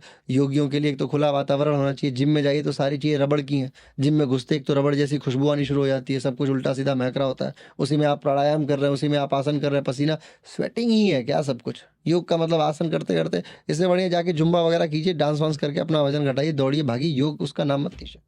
मतलब मेरे सामने कितनी बार ये ऑफर आया कि जाके जिम में योगा करा दो, मैं आज तक किसी जिम को स्वीकार नहीं किया। कई बार ऐसा रहा मेरे शुरुआती दिनों में जिस समय मेरे पास कक्षाएं नहीं होती थी। और मैं आपको बताऊं, मेरे यहाँ कई सारे ट्रेनर्स कार्य करते हैं, कोई भी ट्रेनर मैं अपना जिम में नहीं भेजता कि जाके तुम जिम में योगा कराओ। हम पार्क में करा लेंगे, खुले में करा लेंगे, इनफैक्ट हमें नहीं होगा नहीं कराएंगे, लेकिन जिम में नहीं कराते। हम समझौता नहीं करते सर, सीधी सी चीज़ है। अभी एक हाल में ही न्यूज आई, उसमें कि योगाचार्य के ऊपर रेप का केस लगा। ओहो, निरंजना मूर्ति जी के ऊपर, बेंगलुरु के तथाकथित योगाचार्य हैं, और उनके ऊपर मैं बता रहा हूँ ना कि राक्षसों का मतलब, आप जानते हैं केतु जब अमृतपान चल रहा था तो उसी में एक देवता का रूप लेके बैठे हुए था चुपचाप से कि सबको अमृत पिलाया जा रहा है तो मुझे भी पिला दो। वो भी पी गया बेचारा, पी गया, फिर बाद में गर्दन उधर काट दी, आज भी जीवित है उसी चक्कर में। राहु केतु, हाँ राहु केतु के दो स्वरूप। हिस्से। हाँ, तो वो ऐसे ऐसे हैं सब, हमारे योग क्षेत्र में भी है और होना भी चाहिए, तभी तो ये क्षेत्र होगा। मतलब पता चलेगा ना कि कौन सा इसमें से राहु है। सभी लोग अच्छे हो जाएंगे तो फिर बुरों का कैसे। हाँ, लेकिन उन बच्चियों के साथ जो हुआ है वो इस समय न्यायपालिका में केस है, तो न्यायपालिका इस बात को जस्टिफाई करेगी। हालांकि मीडिया वालों ने खूब लिखा कि योग गुरु, गुरु डंगाल, ये वो तमाम चीज़ें अपनी टीआरपी के लिए, लेकिन मैं समझता हूँ कि यदि किसी मस्तिष्क में, किसी भी मस्तिष्क में ऐसी बातें आती भी हों सहवास के संदर्भ में या काम के संदर्भ में, तो काम की विकृति देखिए स्वाभाविक है, हार्मोनल डिसबैलेंस है, परंतु उसका स्वरूप जो है वो बड़ा गलत है। ठीक है, रेप मतलब इस तरीके की ओछी चीज़ है। ये अगर कोई व्यक्ति योग को स्वीकार कर लिया होगा 1% भी, तो उसके अंदर ऐसी ऐसी भावना, मतलब वो उसके अंदर करुणा, सबसे पहले करुणा, मुदिता, उपेक्षा, ये तो हमारे यहाँ के शब्द हैं सब। तो वो उसे ना करुणा आ जाएगी, उसे दया आ जाएगी इस विषय वृत्ति के बारे में सोचते हुए। तो एक आधा राहु केतु जो है वो क्षेत्र में है, मैं उसका विरोध करता हूँ। और मैं न्यायपालिका में भी भरोसा करता हूँ कि न्यायपालिका इसको इन्वेस्टिगेट करेगी। और मैं ये भी जानता हूँ कि योगी व्यक्ति ऐसा नहीं हो सकता, तो योगाचार्य शब्द लिखना बंद करें, क्योंकि योग का व्यक्ति ऐसा नहीं हो सकता। हाँ, और ये भी मैं जानता हूँ कि ऐसे केसेस आज के समय में कोई संत में आ जाता है, कोई उसके जो मजार में जो होते हैं, हाँ, उनके ऊपर भी आ जाता है। तो आज के समय में व्यक्तिगत तौर पे ये चीज डाली जा सकती है, किसी एक विधा को किसी टीचर ने किसी ऐसा कार्य, तो पूरे शिक्षक व्यक्ति को आपने कार्य वो कर दिया, तो नहीं, ऐसा नहीं होना चाहिए। यही चीज, शिक्षक तो सर्वपल्ली राधाकृष्णन भी थे। अब शिक्षक ने कोई कार्य गलत किया तो आपने लिखा, ये तो देखिए पत्रकारों को समझना चाहिए, उनको मतलब उनकी शिक्षा में ये दिया हुआ है, हिंदी का पत्रकार ढंग से हिंदी नहीं जानता साहब, मैं आपको सही बता रहा हूँ। अंग्रेजी का पत्रकार तो खैर क्या ही जानेगा, वो तो भाषा भी उसकी नहीं है बेचारे की। ठीक है, तो जब आपको आप निज भाषा उन्नति यह है, सब भाषा को मूल, सारी भाषाओं के विषय में आप जानने की कोशिश करते हैं, लिखते हैं, मतलब क्या कहते हैं, फलाने की दुल्हन को लेके दूल्हा फुर्र है, ये पत्रकारिता के शब्द हैं। आप सोचिए, फुर्र ये कौन सा शब्द है, मतलब ये कहाँ से आया? उनको लेके क्या कहते हैं, मतलब उल्टे सीधे शब्दों का प्रयोग करने वाले ये पत्रकार, तथाकथित पत्रकार। और आजकल तो क्या है, एक मोबाइल लेना है, एक माइक ले लेना है, बस हो गए पत्रकार। ये तो पत्रकार एसोसिएशन को सोचना चाहिए कि पत्रकारों को पत्रकार कहे कैसे। पत्रकार सर पहले के ज़माने में हुआ करते थे, लिखते थे तो क्या लिखते थे, कलम। आजकल ये चैट जीपीटी और परप्लेक्सिटी क्या सब वो सब आया हुआ है, एआई वगैरह, उसी से लिखवा लेते हैं, सब लिखवा के चिपका देते हैं सब। आज के समय में भारतवर्ष में योग को एक प्राचीन पद्धति मानते हैं और दूसरे देशों में, अमेरिका में, यूरोप में इसको वेलनेस रिफॉर्म बोलते हैं। भारत के लोगों को इस बात को समझना चाहिए कि वेस्टर्न कंट्रीज योग को एक जीवन बदलने वाली पद्धति के तौर पे देख रहे हैं और भारत के जो लोग हैं इसको ये ऋषि मुनियों का और ये बुजुर्गों का खेल समझ रहे हैं। तो इस पे क्या टिप्पणी है आपकी, क्या कहना चाहेंगे? मैं आपको बहुत साधारण सा उदाहरण देता हूँ। आप गूगल खोलिए और उस पर योगा विकिपीडिया लिखिए और नीचे जाइए, रेफरेंस देखिए, 100 रेफरेंस उठाइए, 100 में से 80 रेफरेंस ऐसा होगा या 90 रेफरेंस भी होगा जिसमें दिखाया गया है कि विल्सन ने लिखा है ना, उसके बाद फिर रोड्रिगेज ने ये लिखा या फिर विक्टोरियल ने ये लिखा, मतलब अंग्रेजों का रेफरेंस दिखाते हैं। युग था भारत का, भारत के लोगों के पास इतनी समय या इतनी टेक्नोलॉजी या इतना पैसा नहीं है कि वो लोग इस दिशा में कुछ कार्य कर सकें। धीरे धीरे ये चीज़ें परिवर्तित होती चलती चली जा रही हैं और जाहिर सी बात है कि भाषा में परिवर्तन होगा, अंग्रेजी में वो चेंज होगा तो कोई चीज़ वो अपने नए स्वरूप को प्राप्त करेगी। जैसे योग का योगा हुआ, एक शब्द परिवर्तित और परिवर्तित हुआ, ये तो तय है। तो इसके लिए अंग्रेज थोड़ी दोषी मानता हूँ सर मैं। अपने ये जो ढपोर संख लोग हैं, अपने योगाचार्य हैं भारत वाले, यही दोषी हैं सब। सुबह उठना, नहाना धोना, ब्रश करना, आराधना साधना करना और भागना कक्षा में इस रफ्तार से कि लेट ना हो जाए क्लास। एक क्लास 6 से 7 खत्म करके अगली 7 से 8 है, लेकिन ये इन दोनों के बीच में 5 किलोमीटर की दूरी है। आप सुबह 6 बजे अपने सड़कों पे निकल के देखिए, जो सबसे तेज गाड़ियाँ चल रही होती हैं वो योगाचार्यों की होती हैं। वो बहुत तेज़ी से जाना चाहते हैं सब कि यहाँ से वहाँ पहुँच जाए, वहाँ से वहाँ हो जाए। 10 बजे तक वो क्लास लेके वापस आएगा, उसके पास क्या मौका मिलेगा कि वो कुछ रिसर्च करे, कुछ लिखे, कुछ डाले। और चलिए, सिर्फ उस आचार्य का दोष नहीं है। व्हाट्सएप का एक ग्रुप बना है जिसमें 200 योगाचार्य हैं। आपने ये ठान लिया कि मुझे रिसर्च करना है और आपने उस रिसर्च को डाल दिया उन योगाचार्यों के मध्य में कि भ्राता या भाई साहब या देवी जी कृपया करके इस रिसर्च पेपर को भर दीजिएगा, आपका अनुभव क्या है। और मैं आपको आश्वस्त होकर बताता हूँ कि उनमें 200 में से 1 या 2 लोग फॉर्म को फिल करके वापस रिटर्न बैक करेंगे। तो जब आपके पास देने के लिए कुछ भी नहीं है तो आप अपेक्षा क्या करते हैं? तो आपका विज्ञान तो मतलब आपका विज्ञान अब सिर्फ इतना ही है कि नहीं हमारे गुरुजी ने कहा, नहीं हमारे भगवान ने कहा। आप कुछ भी नहीं कर रहे उसमें और आप भुला दिए जाओगे जो कर रहा है, क्योंकि ये दुनिया एक सिद्धांत पे चलती है, वो है मेहनत का फल। तो जो लोग मेहनत कर रहे हैं, चाहे वो विदेशी हो या भारतीय हो, उसे उसका फल मिलेगा, आपको कुछ नहीं मिलेगा। आपको अधिकार भी नहीं है कि आप आए और अपना ज्ञान मतलब अर्पित करें फेसबुक पे, इंस्टाग्राम पे कि भाई साहब नहीं ये गलत है, ये सही है। अरे गलत सही है तो जाओ लिखो, कहीं बताओ, कुछ बोलो। टाइप करने में मतलब सो रहे हैं और देख रहे हैं और एग्री नहीं करते हैं, और एक व्यक्ति जो एग्री कर रहा है यानी विदेश का ही हो, भारत का ही हो, आपका क्या है, आपने तो लिख दिया। तो आप, लेकिन उनकी भी बेचारों की क्या गलती है? अगर उनको क्लास करनी है, उससे उनकी जीविका चल रही है, उनका मैं ये कहता हूँ कि जीविका चलती है तो उस जीविका का उनकी जीविका नहीं चल रही है क्या? वो विदेश वाले क्या पैदाइशी अमीर होते हैं? उनका तो सिद्धांत है कि बच्चा पैदा होने के कुछ समय तक ही अपने माता पिता के साथ रहता है, फिर वो 6 महीने के मतलब 6 महीने कमाता है और 6 महीने उसमें खर्च करता है। आप क्या कर रहे हैं कि आप योग से कमाए जा रहे हैं, पहले घर बनाते हैं, पहले ज़मीन खरीदते हैं, घर बनाते हैं, फिर गाड़ी खरीदते हैं, गाड़ी बढ़िया बनाते हैं, फिर धीरे धीरे और एक ज़मीन खरीदते हैं, फिर एक और ज़मीन खरीदते हैं। मतलब आपका पूरा का पूरा पैसा तो इंसान की नियति है, नियति सर, भारतीय लोगों की नियति है। आप विदेश में जाके देखिए क्या होता है। विदेश में जिस क्षेत्र से 1 रुपये अर्जित किया, भारत में भी है, एक दुकानदार जो है, एक एक जो जो जो बनिया है, वो अपनी दुकान में यदि 10 रुपए का सामान रखा और 20 रुपए में बेचा तो वो 2 रुपए ही यूज करेगा, वो 18 रुपए वापस दुकान में लगाता है। योग में ऐसा नहीं है। योग वाले 100 रुपए अर्जित करते हैं तो 100 का 110 रुपए खा जाते हैं सब। वो फिर जाते हैं सब कहीं से क्लास व्लास ढूंढ के लाएंगे, सब मांग मूंग के रेफरेंस से कि हाँ ठीक है, क्लास दे दो, मैं ठीक करूंगा आपको, और उसके बाद फिर वही कार्य करेंगे। और आप सोच, एक और बात बताता हूँ, मेडिकल साइंस का डॉक्टर ठीक करके आपको बोल देगा कि आप ठीक हो गए, अब आप जाइए, आप कल हमारे पास मत आइएगा। योगाचार्यों के साथ नहीं है। इनको तो ये चाहिए कि अगर एक बार कोई क्लाइंट जाल में फंसा तो उसको ऐसा फंसाए रहो डरा डरा के कि वो बेचारा ठीक ही ना हो।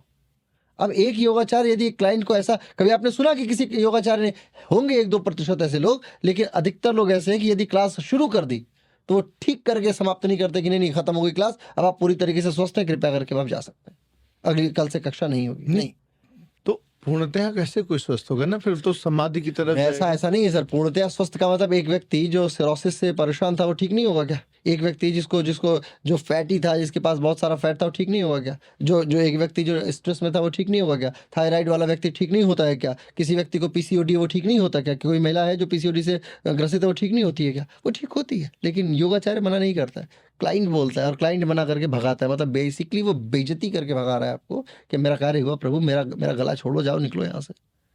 समझ रहे हैं आप? मतलब उसी शब्द को थोड़ा सा बोलता है। उसको क्या, जो क्लाइंट है, योगाचार्य को ये सोचना चाहिए कि मैं अपना कार्य करूं और मैं अपनी वृत्तियां तय करूं। मैं बोलूं कि ठीक है सर, आप फिट हो चुके हैं, थैंक यू सो मच। अपने पास स्पेयर टाइम तो बचाइए, अपने लिए तो टाइम बचाइए। एक व्यक्ति यदि शरीर, वो तो चलिए भगवान ने बढ़िया किया कि शरीर को थका देते हैं, शरीर न थके और आदमी यदि पैसा कमाता जाए तो व्यक्ति जीवन पर्यंत कार्यरत ही रहे, और किसी भी माध्यम से, चाहे वो माध्यम सकारात्मक नकारात्मक हो, वो धन अर्जित करता चलता चला जाएगा। योगाचार्य में बहुत बड़ा गुण है, मैं आपको बताता हूँ। आज के समय में एक लेखिका हैं तस्लीमा नसरीन, उन्होंने कहा कि योग को धार्मिक चश्मे से देखने की जरूरत नहीं। इसमें क्या कहना चाहिए? भगा दिया बांग्लादेश से उनको निकाल के इसी चक्कर में। उनके अपने लोगों ने पूछा नहीं, धार्मिक चश्मे से, क्योंकि वो महिलावादी लेखिका है सर। मैं बताऊं, इस्लाम और तमाम चीज़ों के पक्ष और विपक्ष में लिख के अपने आप को ऊपर ले आने का इनका प्रक्रम रहा है। धार्मिक चश्मे से देखने की जरूरत नहीं है।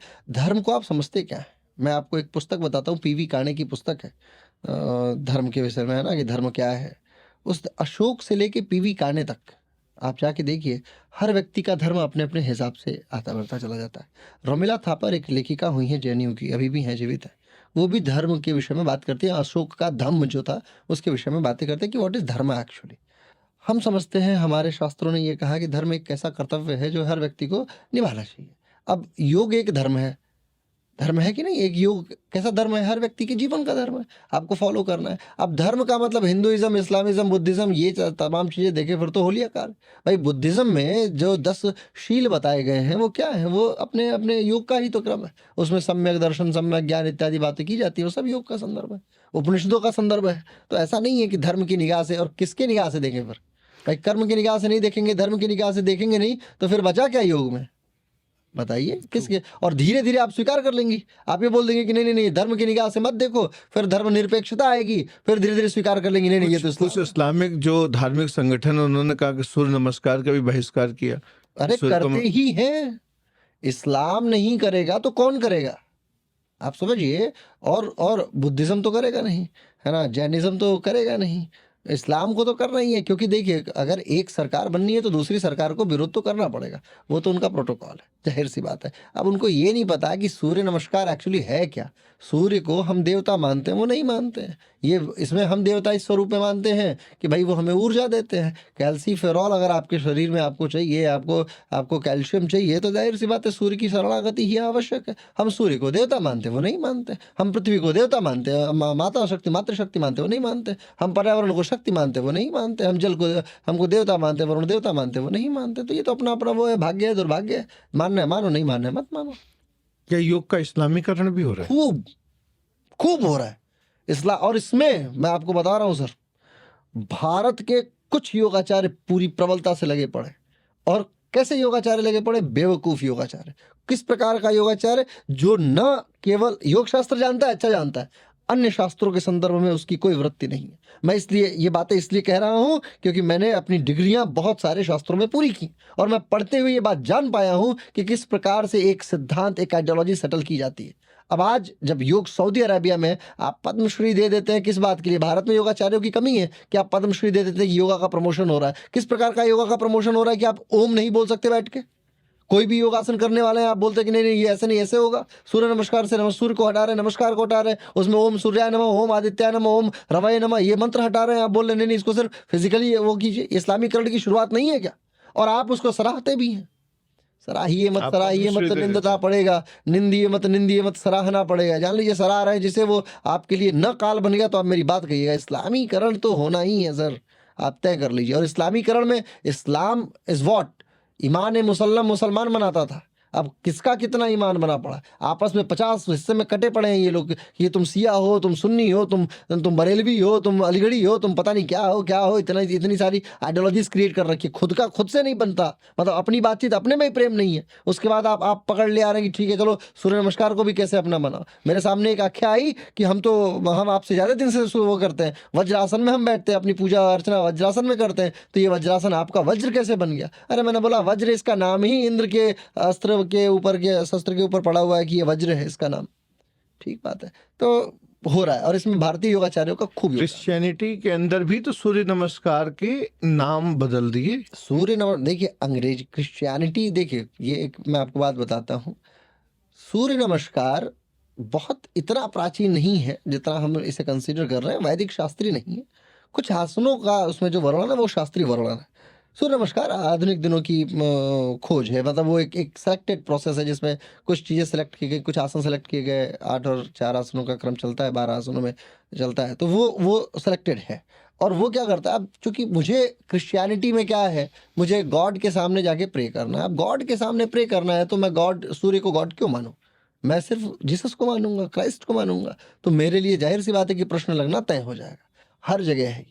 बुद्धिज्म में ऐसा नहीं है, बुद्धिस्ट लोग ऐसा नहीं है। बुद्धिस्ट लोग स्वीकार करते हैं जो भी है आपका आपका है। भाई आप देखिए, एनार्की क्रिएट करना है अगर आपको, तो आपको लीगल लायबिलिटी से दूर हो जाना होगा। एनार्की क्रिएट हो जाएगी। आप किसी को अतिशय स्वतंत्रता दे दीजिए, एनार्की क्रिएट हो जाएगी। वही स्वतंत्रता वहाँ है इस समय फिलहाल में, जिसको जो आता है, मतलब उनको स्वतंत्रता है दूसरे धर्मों के विपक्ष में बोलने। हमारा धर्म मना करता है कि आप क्यों बोल रहे हैं दूसरे, हम तो दूसरे पड़ोसी के घर देखने से हमें मना करता है हमारा धर्म। हमारे यहाँ तो सारी चीज़ें लाइबिलिटीज़ के साथ में क्रिएट की जाती हैं। उधर एनार्की है। अपने लिए तो बहुत कठोर है, दूसरों के लिए बहुत ज़्यादा वो फ्री है कि दूसरों के लिए कुछ भी बोलना है बोल दो, देवता को बोलना है बोल दो। ऐसा कौन सा शिक्षक है जो ये बोलता है कि अपने देवता को सराहो और दूसरे के देवता को गाली दो? हमसे तो कोई बोल दे कि किसी दूसरे देवता के विषय में सिर्फ बाद में कुछ उल्टा सीधा बोल के दिखा दे तो मैं नहीं बोल पाऊंगा। मुझे लगेगा मेरा ही देवता मुझे मार देगा, मेरे ही भगवान मुझसे क्रुद्ध हो जाएंगे, तुमने बोला कैसे? आप मान लीजिए अगर मान लीजिए पिताजी हैं और मैं किसी दूसरे के पिताजी को बोलूंगा मेरे पिताजी के सामने, तो मेरे पिताजी मुझे पहले पकड़ के बहुत मार मारेंगे कि तुमने कैसे बोला उनके पिताजी को। बहुत सम्मानित पोस्ट है। तो ये समझने वाली बातें हैं, ये सब बालपना है और विद्वान लोग इस बात से कभी सहमत नहीं है। आप भी दुबई में योग का सेटअप एस्टेब्लिश करने के लिए गए? वहाँ अगर आप इस्लामिक नाम लेंगे, अल जैसे मुझे एसकेएम योगा स्थापित करना है, एसकेएम योगा करूँगा मैं, तो उस पर टैक्स कम लगेगा। ठीक है, अल हदीस अल लगा के, यानी थोड़ा सा उर्दू या अरबिक वर्ड लेके यूज़ करूँगा तो उस पर टैक्स कम लगेगा। आसानी के साथ में मुझे नाम मिल जाएगा, आसानी के साथ में कंपनी रजिस्टर हो जाएगी। मैं अभी हिंदी या संस्कृत निष्ठ नाम लूँ तो उसमें इशू होना क्रिएट हो जाएगा। दुबई तो फिर भी बहुत लिबरल है कि थोड़ा बहुत अलाउ कर देता है, लेकिन सऊदी अरबिया में तो प्रश्न ही नहीं बनता। और कुछ लोग जो हैं वो खूब योगदान देते हैं। सऊदी अरबिया बार बार फ्लाई करते हैं कि नहीं योगा यहाँ स्थापित करो, हिजाब में योगा करो। अरे हिजाब इट्स ओके, इट्स फाइन। आप सऊदी अरबिया में पुरुष योग शिक्षक महिला योग शिक्षिका को योग नहीं सिखा सकता। ठीक है, तो कई हद तक तो ये बातें ठीक भी है, कई हद तक ये बहुत बुरी बातें भी हैं। भारत की योग शिक्षिकाएं क्या कर रही हैं, जाके इंस्टाग्राम पे जितनी नग्नावस्था तक पहुँच सकती हैं, अंतिम नग्नावस्था तक है, और जाके रील बना रही हैं।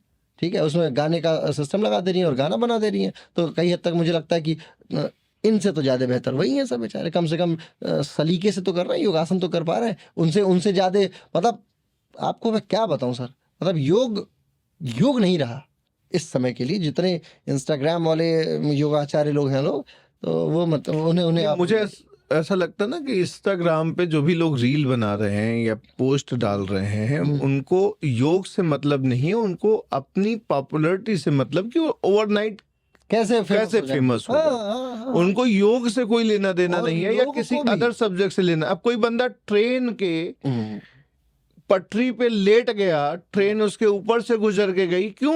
हम्म। क्योंकि उसको फेमस होना है। फेमस होना जाहिर सी बात है। तो मेरी एक बड़ी अच्छी मित्र हैं, बंगाल के, पश्चिम बंगाल की हैं, तो वो रील पे बड़े दिनों तक वो एक्ट्रेस रही, रील बनाती रही। धीरे धीरे वो योगासनों का रील बनाने लगी, पॉपुलर होने लगी। धीरे धीरे उनके जीवन में योग ऐसा स्थापित हुआ कि मैं तो रहा हूँ साथ में, लंबे समय तक हम लोग साथ रहे एक टीटीसी के प्रक्रम में। तो हमने देखा कि वो भोजन भी करने जाती हैं तो मंत्र मंत्र में क्या मंत्र है, अन्नदाता देवो भवः, मतलब अन्नदाता यानी किसान को प्रेज करती हैं। तो मैंने उनसे पूछा कि आप तो एक्ट्रेस थी, कैसे मतलब आप बंगाली फिल्मों में आप हीरोइन नहीं हैं और अब आप योगाचार्य बन चुकी हैं, इतना परिवर्तन परिवर्तन कैसे हुआ? तो बोले योग धीरे धीरे परिवर्तन लाता चलता चला जा रहा है। अच्छा परिवर्तन भी है, लेकिन बुरा परिवर्तन ज़्यादा है। लोग को फेमस होना है और लोगों को, जैसे मुझे क्या है, फेमस व्यक्ति से ही योग करना है, ये बहुत बड़ी बात। तो फेमस होने के लिए मैं कैसे अपने आप को प्रदर्शित करूं, वो बड़ा ज़रूरी है। यही सब चल रहा है योग में।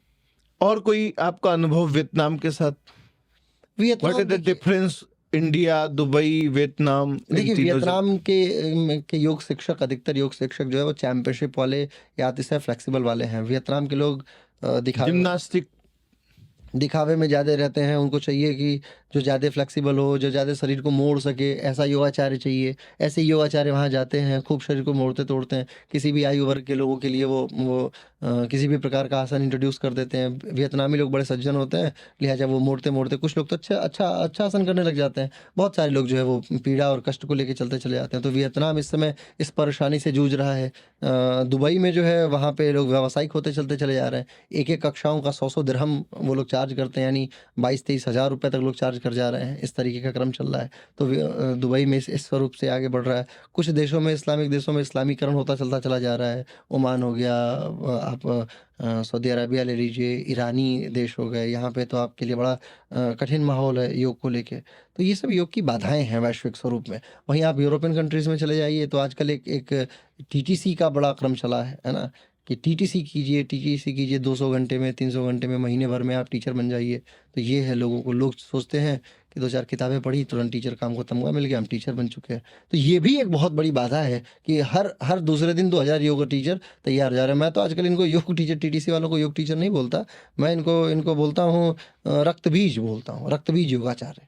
जैसे अभी नवरात्रि चल रही है, माता जब मारा करती थी तो उसके खून, राक्षस का खून गिरता था और उससे भी राक्षस पैदा हो जाते थे। तो आजकल यही चल रहा है। योग में क्या है, एक रक्त बीज को काटिए तो उसका खून गिरता है जितना सारा, उतने सारे योगाचार्य तैयार हो जाते हैं। पेपर में भी एक न्यूज आई थी लखनऊ में कि योगाचार्य की जल्द भर्ती होगी, पोस्ट आएंगे। तो उसमें किस तरह के योगाचार्य चुने जाएंगे? योगाचार्यों की भर्ती होगी कि जो लोग योगा प्रमाणीकरण बोर्ड से द्वारा, योग सर्टिफिकेशन बोर्ड के द्वारा सर्टिफाइड हैं, वो लोग, उनको ले लिया जाएगा। डिप्लोमा, 1 वर्ष का डिप्लोमा हो, ऐसे लोगों को ये लोग प्रेफरेंस देते हैं। लेकिन end of the point master degree वाले व्यक्ति को ज़्यादा तवज्जो दिया जाएगा। और वो लोग जो जिनके पास नॉलेज है, मैं अंतिम में यही बात कहता हूँ कि नॉलेज बहुत ज़रूरी है। और जब आप एक बार नॉलेज अर्जित करना शुरू कर लेंगे तो आप धीरे धीरे आगे बढ़ते स्वतः चलते चले जाएंगे। फिर आपको भर्ती क्या और न भर्ती क्या, क्योंकि आपकी पॉपुलैरिटी स्वतः इतनी ज़्यादा रहेगी। यदि आप रोगों को ठीक करने लग गए तो फिर आपकी भर्ती और आपका स्वरूप आपके स्व में स्थापित होता चलता चला जाएगा। तो आपको अपने पे कार्य करना चाहिए, ज्ञान पे, वैभव पे कार्य करना चाहिए। 2-4 सर्टिफिकेट्स जरूर ले लेना चाहिए। वो है यूनिवर्सिटी का। और कहाँ से सर्टिफिकेट लें? यूजीसी ओरिएंटेड यूनिवर्सिटीज़ का, जो यूजीसी जिसको मान्यता दे चुकी हो, ऐसे विश्वविद्यालयों के यहाँ से डिप्लोमा जरूर करें आप 1 वर्ष का, यदि आपको नौकरी चाहिए तो। योग सिर्फ धर्म और संस्कृति है या ये एक न्यूट्रल विज्ञान है? एक विज्ञान है। योग सिर्फ धर्म और संस्कृति नहीं है, एक ऐसा विज्ञान है जो धर्म और संस्कृति को अपने साथ लिए हुए चलता चला जाता है। क्योंकि एक योग का व्यक्ति जो है, जिस दिन वो योग का पहला अक्षर फॉलो किया, यम फॉलो किया, अहिंसा फॉलो किया, तो उसका बहुत सारा धर्म स्वतः अपने आप से स्थापित होता चलता चला जाएगा। तो इसका मतलब यही है कि इसको किसी धर्म से न जोड़ के न्यूट्रल फॉर्म में होके प्रत्येक व्यक्ति को अपने आप को, स्वयं को स्वस्थ रखने के लिए योग करना है। धर्म से जोड़ लीजिए सर, मैं आपको कहता हूँ किसी भी धर्म से जोड़ लीजिए। और कौन सा धर्म है जो बुरा समझाता हो? यदि कोई धर्म बुरा आपको बताता हो कि ये बुरी चीज करो, वो धर्म नहीं है। बुरा तो होना ही नहीं होना चाहिए। बुरा जो देखन मैं चला, बुरा न मिले कोई, है ना। ये वाली बात है कि आप स्वयं को तो देखिए एक बार। यदि हमें लगता है कि नहीं हमारा हिसाब किताब ठीक है, हम फॉलो कर रहे हैं चीज़ों को, देखे एटलीस्ट मैं कहता हूँ 100% योग ना सही, कम से कम 40 करो, 50 करो, 20 करो, कुछ तो फॉलो करो। आप तो फॉलो करो। जो लोग धर्म के ठेकेदार हैं, हिंदुइज्म की मैं बात कर रहा हूँ, हिंदुओं को लगता है ना कि ये धर्म योग हमारे धर्म का है, यही सबसे बड़े किलर है इसके योग के। इनको पता ही नहीं कौन नियम फॉलो करता है। मुझे एक का नाम बता दीजिए जो सत्य फॉलो करता हो, एक का नाम बता दीजिए जो अहिंसा फॉलो करता हो। मन सा वाचा कर्मणा, मतलब दिन भर गाली देते रहेंगे सब, मन के अंदर क्रोध भरा पड़ा है, ना यम है, ना अहिंसा है, ना सत्य है। आस्ते चोरी नहीं करते क्या? ब्रह्मचर्य है क्या किसके अंदर? अपरिग्रह है क्या? सबके पास अपरिग्रह का तो सबसे सबसे सबसे बुरी स्थिति तो अपरिग्रह की है। यानी लोग एकत्रित करते चलते चले जा रहे हैं, हमारे पास ये भी हो, आज ये है तो कल वो हो, कल वो है तो परसों वो हो। अपरिग्रह की स्थिति ये है। शौच की बात है, शुचिता नहीं है ना, मस्तिष्क शुचिता पूर्वक है ना, आत्मा में शुचिता भरी पड़ी है ना, ना संतोष है। किसी को कोई संतोष नहीं है। मैं आपको ही बता रहा था कि 6,000 रुपये हम लोग क्लास लेते थे 2011 में, और आज भी हम 6,000 लेते हैं। संतोष, इससे बड़ा संतोष क्या हो सकता है बताइए? मतलब मैं ये नहीं कहता कि मैं बड़ा संतोषी हूँ, लेकिन still we are trying to do something ना, दैट इज़ वेरी इंपॉर्टेंट। योगाचार्य क्या करते हैं, उनको तो उनकी तो मतलब भूख बढ़ती जल्दी चली जा रही है, संतोष नहीं है।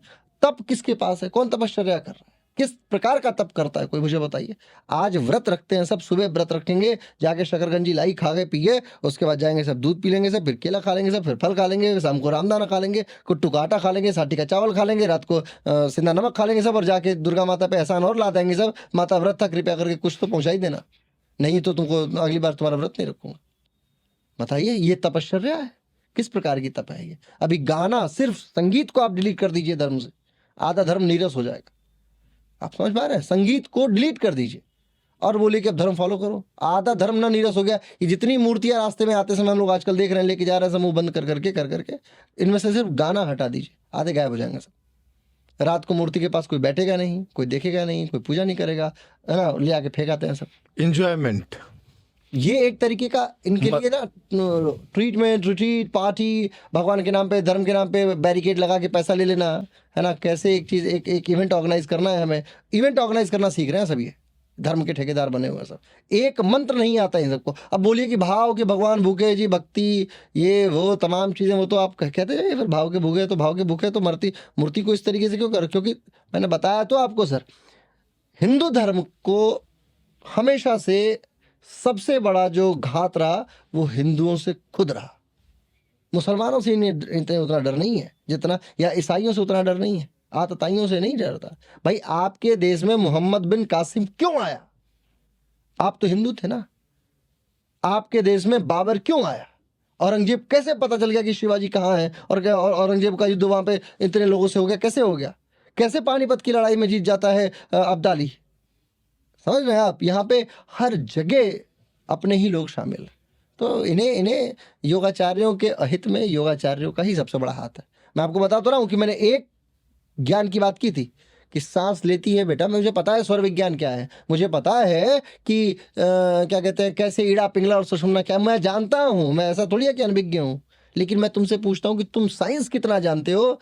तो लिखते हैं सब कि आपने तो नया ही विज्ञान बना दिया। आप कौन है, कैसे है? मतलब योगाचार्यों का सबसे बड़ा रामदेव जी कहते नाखून ऐसे घिसो तो बाल काले हो जाएंगे। ये एक्यूप्रेशर है एक्चुअली। यहाँ पे एक्यूप्रेशर की नर्व्स होती हैं, नाड़ियाँ होती हैं, अगर वैज्ञानिक भाव बोला जाता तो इन नाड़ियों का दबाव बड़ा जरूरी है। ये पूरे मस्तिष्क के दबाव को प्रेषित करती है। चलिए मैं 2-4-5 सवाल जनता के पूछ लेता हूँ आपसे, क्योंकि लोगों ने पूछा। जैसे नाखून ऐसे करने से बाल काले हो जाते हैं, वैसे अगर किसी को अपनी आंखों को अच्छा रखना है तो कौन सी एक्सरसाइज करनी चाहिए? देखिए आंखों के लिए सबसे बढ़िया योग में त्राटक बताया। आपको मोमबत्ती लेना है, मोमबत्ती को जलाइए, मोमबत्ती या दीपक, कुछ भी, घी का दीपक हो, मोमबत्ती हो, एक हाथ की दूरी पर रखिए और आंखों को बड़ा करके देखिए। जब आप बड़ा करके देखेंगे तो सीलियरी मसल्स स्ट्रेच होंगी, सीलियरी मसल्स स्ट्रेच होंगी, लिहाजा आपकी आंखों से तुरंत पानी निकलना शुरू हो जाएगा। धीरे धीरे जब वो वाटरी आइज हो जाएगी, धीरे धीरे तो वो आपकी आंखों के लिए सीलियरी मसल्स को कॉन्ट्रैक्ट करना और एक्सपेंड करना, ये वैज्ञानिक स्वरूप है इसका त्राटक का। गुड। ब्रेन को अच्छा रखना हो तो ब्रेन के लिए कपालभाति, इसका नाम ही कपालभाति है। आप अच्छे से कपालभाति कीजिए, खूब सारा षटकर्म के तहत आता है, प्राणायाम के तहत भी मैं इसे मान लेता हूँ कई बार। तो आप कपालभाति कीजिए। कपालभाति जब आप करेंगे तो ऑक्सीजन जो है वो बहुत मौलिक स्वरूप में छोटे छोटे आपके न्यूरो एक्टिविटीज़ तक पहुँचने की क्षमता रखता है। हमारे लिए मेडुला ऑब्लोंगाटा तक अपनी विषयवृत्ति को यदि आप पहुँचा पाते हैं ऑक्सीजन के साथ में, क्योंकि ऑक्सीजन गई छाती में तो ब्लड में जाएगी, ब्लड से होते हुए बहुत पतले पतले वेसल्स तक पूरे शरीर में जा सकती है। तो आप कपालभाति कीजिए, वो आपके लिए बहुत लाभकारी है। थ्रोट के लिए सबसे अच्छा है उज्जाई एक प्राणायाम आता है जिसमें आपको गले को टच करना है, थ्रोट को टच करना है और खूब पतली श्रीयुक्त आवाज निकालनी।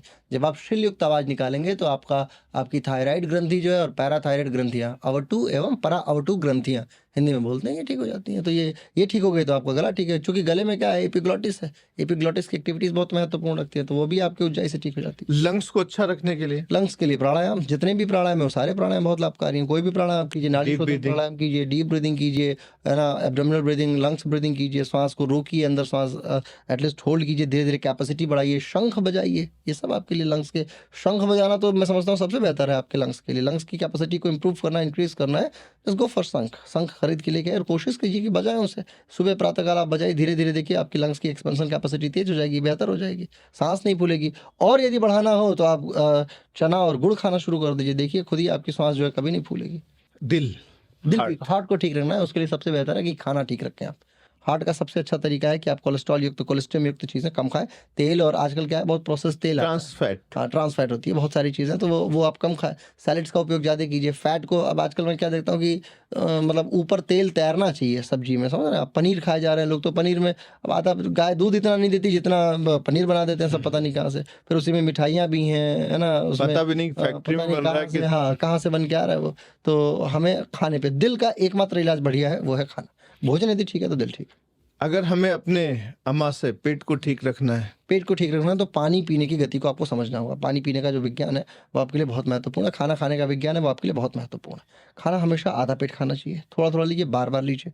प्रातः काल की शुरुआत पानी से होनी चाहिए, इस बात का विशेष ध्यान रखें। खाने के दौरान भी आप पानी पी सकते हैं, बाद में पी सकते हैं, उसमें कोई बहुत परेशानी नहीं होती। ऐसा मानते हैं कि पानी नहीं पीते जठराग्नि जो है वो तेज नहीं होती है, वो ऐसा कुछ नहीं है। मेटाबॉलिज्म ठीक रखिए, बार बार खाइए, थोड़ा थोड़ा लीजिए, बार बार खाइए, और कोशिश करें कि सीजनल चीज़ें ही खाएं। पेट ठीक रखना है तो ये सबसे बेहतर तरीका है। साथ में कुछ कुछ एक्सरसाइज करेंगे, आसन करेंगे, और खाने में गैप रखेंगे तो पेट आपका स्वतः ठीक रहेगा। सुबह एलोवेरा या आंवला या हल्दी अर्क के साथ पानी या तुलसी अर्क के साथ पानी बहुत पीना लाभकारी है, बहुत लाभकारी। मैं आपको बताया ना कि पानी के स्वरूप में अगर आपने आयुर्वेदिक जड़ी बूटियों को समझ लिया, अगर आप एलोवेरा पीना शुरू कर देते हैं, अगर आप आंवला पीना शुरू कर देते हैं, अगर आप हल्दी वाला पानी पीना शुरू कर देते हैं, तो ये सब आपकी इम्यूनिटी के लिए रामबाण इलाज है, वरदान है आपके लिए। किसी के चेहरे पे दाग है, किसी चेहरे पे बहुत सारे पिंपल्स आने शुरू हो गए, उसे आप आंवला पिला दीजिए। आंवला पिला दीजिए, देखिए वो पेट उसका साफ होता चलता चला जाएगा। किसी व्यक्ति को आप एलोवेरा पिला के देखिए, उसके अंदर नेचुरल ग्लो होता चलता चला जाएगा। आंखों की रोशनी कमजोर हो रही है, उसके लिए आंवला ठीक है। बाल झड़ना शुरू हो गए, उसके लिए आंवला बिल्कुल वरदान है। कोई व्यक्ति युवा होते हुए भी अयुवा है, यानी उसकी उसकी अपनी अपनी जो प्रैक्टिकल कैपेसिटीज़ हैं वो धीरे धीरे घटती चलती चली जा रही है, उसे आप आंवला खिलाना शुरू कर दीजिए, आंवला उसके लिए वरदान है। आंवले को आप समझिए कि राजा फल माना जाता है, वो आपके लिए बहुत लाभकारी है। हल्दी का जो गुण है वो इतना ज़्यादा है जिसकी कोई कल्पना नहीं कर सकता। और हल्दी खाने वाला व्यक्ति बीमार हो जाए ये कोई मान ही नहीं सकता। उसके अंदर सिर्फ एंटीसेप्टिक गुण थोड़ी है, उसके अंदर बहुत सारा ऐसा गुण है जो आपके लिए, आपके पेट के लिए बहुत लाभकारी है। और हाइड्रोक्लोरिक एसिड यानी पेट के एसिड के साथ मिलने के बाद ये सारे के सारे अम्ल, आंवला क्या अम्ल ही तो है। तो योग से जुड़े हुए लोगों को आंवला ये सब भाई बहन है। योग, आयुर्वेद और नेचुरोपैथी और एक्यूप्रेशर सब भाई बहन है। योग का मतलब समग्र स्वास्थ्य चिकित्सा प्रबंधन, सीधी सी बात है। आज का योग जो है वो समाधि वाला योग कम रह गया है, क्योंकि आप योग करते हैं ना, आपको कौन सा समाधि चाहिए? मैं आपको बोलूँ कल समाधि दिलवा दूंगा, आप बोलोगे मुझे आपकी जरूरत ही नहीं है, मेरे को तो बस स्वस्थ कर दो ताकि मैं अपना कार्य ठीक से कर पाऊँ। आप कर्मयोगी बने रहना चाहते हैं तो आपके कर्मयोग के लिए बहुत ज़रूरी है कि आप योग के वास्तविक स्वरूप को समझें।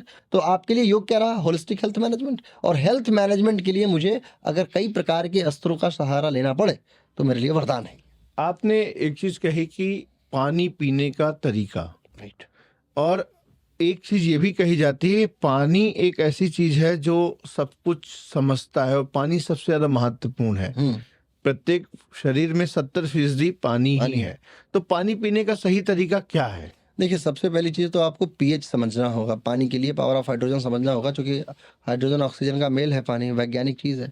आप ये समझिए अल्कलाइन वाटर का कॉन्सेप्ट क्यों इस समय बड़ा प्रचलित होता चलता चला जा रहा है, क्योंकि शरीर में क्या है, हमने जंक भर रखा है। पानी जो हम पीते हैं, जो हमारे लिए वास्तविक स्वरूप में होना चाहिए, वो थोड़ा सा क्षारीय पानी हो, एसिडिक पानी ना हो, क्योंकि एसिड हमारे शरीर में ऑलरेडी विभिन्न माध्यमों से बनता चलता चला जा रहा है। अब आजकल क्या है कि आरओ, रिवर्स ऑस्मोसिस से पानी ले आते हैं, सारा का सारा मिनरल बाहर हो जाता है। पानी न्यूट्रल सिर्फ एक ऐसी चीज़ है जो आपका प्यास बुझा दे रहा है। पानी उस स्वरूप में नहीं रहा, और आपकी शरीर भी उस स्वरूप में नहीं रही। मैं आपको बता रहा हूँ कि शरीर हो क्या रहा है कि आप पर्स तो खरीद लें, लेकिन पर्स में छेद है, पैसा आप डालते हैं, ऊपर से पैसा नीचे से बह जाता है, वो किसी उपयोग का नहीं रहा। तो पानी को आप ये मत समझिए कि आप पानी पी रहे हैं तो आप एहसान कर रहे हैं, आप सिर्फ शरीर को चला दे रहे हैं कि ठीक है किडनी चला चलने दीजिए, वो उसके लिए आप उसके पे एहसान नहीं कर रहे हैं। एहसान करना है तो आप एल्कलाइन वाटर पी के देखिए, ज़्यादा नहीं। आप किसी भी आज का युवा, आज का व्यक्ति, आज के व्यक्ति को यदि आप एल्कलाइन वाटर ज़्यादा नहीं 7 से 8 के मध्य का पानी आप पी लीजिए, 7 पॉइंट से लेके 7.5 से लेके 8 पॉइंट तक का एल्कलाइन वाटर एक हफ्ते पी के देखिए, आपको पता चल जाएगा कि आप किस स्थिति में पहुंच रहे हैं।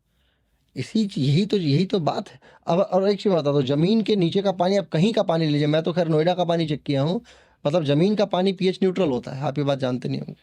पीएच न्यूट्रल वो पानी अगर आप ज़मीन से निकालिए, कितना भी अगर पानी गंदा होगा तो पीएच न्यूट्रल होगा, माने ना वो अम्लीय होगा ना क्षारीय होगा। आपके अंदर अम्लीयता है, आप अम्लीयता बढ़ाए चलते चले जा रहे हैं, आप कोल्ड ड्रिंक पीते चलते चले जा रहे हैं, आपको मतलब खाना पचाने के लिए कोल्ड ड्रिंक चाहिए, खाने के बाद कोल्ड ड्रिंक चाहिए, ये वो तमाम चीज़ें भेजे जा रहे हैं पेट के अंदर। वो तो अच्छी शरीर है आपकी, ईश्वर ने बड़ा शानदार मशीन दे रखा है आपको, इसलिए आप बच जा रहे हैं बार बार। और अच्छी बात है कि भारत में पैदा हुए, थोड़ा बहुत आयुर्वेद है आपके इर्द गिर्द चारों तरफ, है ना, नहीं तो हवा जो आपके चलती है किचन में ही पूरा आयुर्वेद। पूरा। और क्या, आप आयुर्वेद की शरण में जाके देखिए, आप मुझे एक रोग बताइए जिसका इलाज आयुर्वेद में नहीं है। लेकिन अगर मैं सारा इलाज आयुर्वेद में पहले वाले डॉक्टर्स कर गए होते तो फिर मेडिकल को कौन पूछता, ये अंग्रेजी दवाओं को कौन पूछता। एक बीमारी आज के समय में प्रमुख है वात रोग, जिसको गठिया बाई हाँ, कहते हैं। आर्थराइटिस। तो योग में गठिया बाई के लिए क्या? आइटिस शब्द जहां भी लगा, आइटिस अंत में जहां भी लगा वहां वायु की अधिकता है, वहां इन्फ्लामेशन है।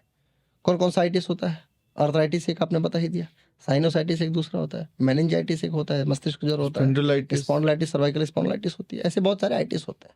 उनमें से एक आइटिस है अर्थराइटिस। अर्थराइटिस का इलाज ये है कि आप धीरे धीरे अपने आसनों के माध्यम से शरीर की जो भी गतियां हैं, जो भी जैसे यहाँ पे दर्द होता चलता चला जा रहा है, इसके अंदर के गैप को कम करने का प्रयास करें आप। वो गैप कम कैसे होगा? धीरे धीरे, जैसे मान लीजिए अस्थियों का है, अगर मैं ये आसन प्रतिदिन कर रहा होता धीरे धीरे धीरे धीरे, और मेरे पास सूर्य की किरण होती, तो हड्डियां मेरी परेशानी नहीं होती, वो टेढ़ी मेढ़ी नहीं होती। अब ये आसन हो गया, ये आसन हो गया, ये आसन हो गया, ये आसन हो गया, और क्या चाहिए हमें ये ऐसे घुटनों के संदर्भ में। तो जब आप अपने शरीर को एक्टिव रखेंगे तब तो आप पैसिव हो चले, समझ रहे? आप अपने शरीर पे ध्यान ही नहीं दे पा रहे। एक प्रॉब्लम से ज्यादातर लोग गुजरते हैं, खासतौर से साटिका वाले, जिनको साटिका हो गई है। नस्ल साइटिका तो सबको ही हुई पड़ी है। साटिका के अंदर उसमें स्टिफनेस हो जाती है, जो आपकी जो मेन Right, नस right, है वो right. स्टिफ हो जाती है। Right right. तो क्या उसको भी योग से या उसको अब एक बात बताइए, घर में सो रहे हैं एसी में, गाड़ी में बैठे एसी, ऑफिस में आके बैठ गए एसी में, सूरज आपको मिल नहीं रहा, शरीर आपकी एक्टिव हो नहीं रही, आपकी जो नसें जिससे खून होके गुजरना था वो गुजरा ही नहीं, तो आपकी साइटिका धीरे धीरे यूजलेस नहीं हो जाएगी? यूजलेस हो जाएगी तो वो धीरे धीरे पेन पीड़ा देगी आपको। अब आप बैठ रहे हैं बहुत ज़्यादा ऐसे मोटे से गद्दे के ऊपर, तो जाहिर सी बात है कि जो आपकी जो मांसपेशियां हैं वो ऐसे दब जाएंगी, और साइटिका उधर ही किधर दब के पड़ी रहेगी। 12-12 घंटे व्यक्ति बैठ के लैपटॉप पे काम कर रहा है, उठने का मौका नहीं हो रहा, चल नहीं पा रहा, घर में टाइल्स लगा रखा है, फ्लैट फुट हो चला है, मतलब छोटा सा भी दाना अगर पैर में चुभ जाए तो ऐसा लगता है ऐसे अरे बाप रे क्या हो गया। नंगे पैर आप चलिए, आपको मैं सबसे सिंपल तरीका बताता हूँ। ये जो सड़क है ना हमारे यहाँ की भारतीय सड़कें, आप इस पे नंगे पैर चलिए, साइटिका हो जाता है, आप मुझे बताइएगा। नंगे पैर चलेंगे तो इतना तेज प्राण प्रवाह रहेगा, एक्यूप्रेशर लीजिए, आपको साइटिका होगी। घास पे भी चल सकते? घास पे तो, घास का तो अलग सिद्धांत है। अगर आपको साइटिका के संदर्भ में जानना है तो आपको खुरदुरी सतह पे चलना होगा।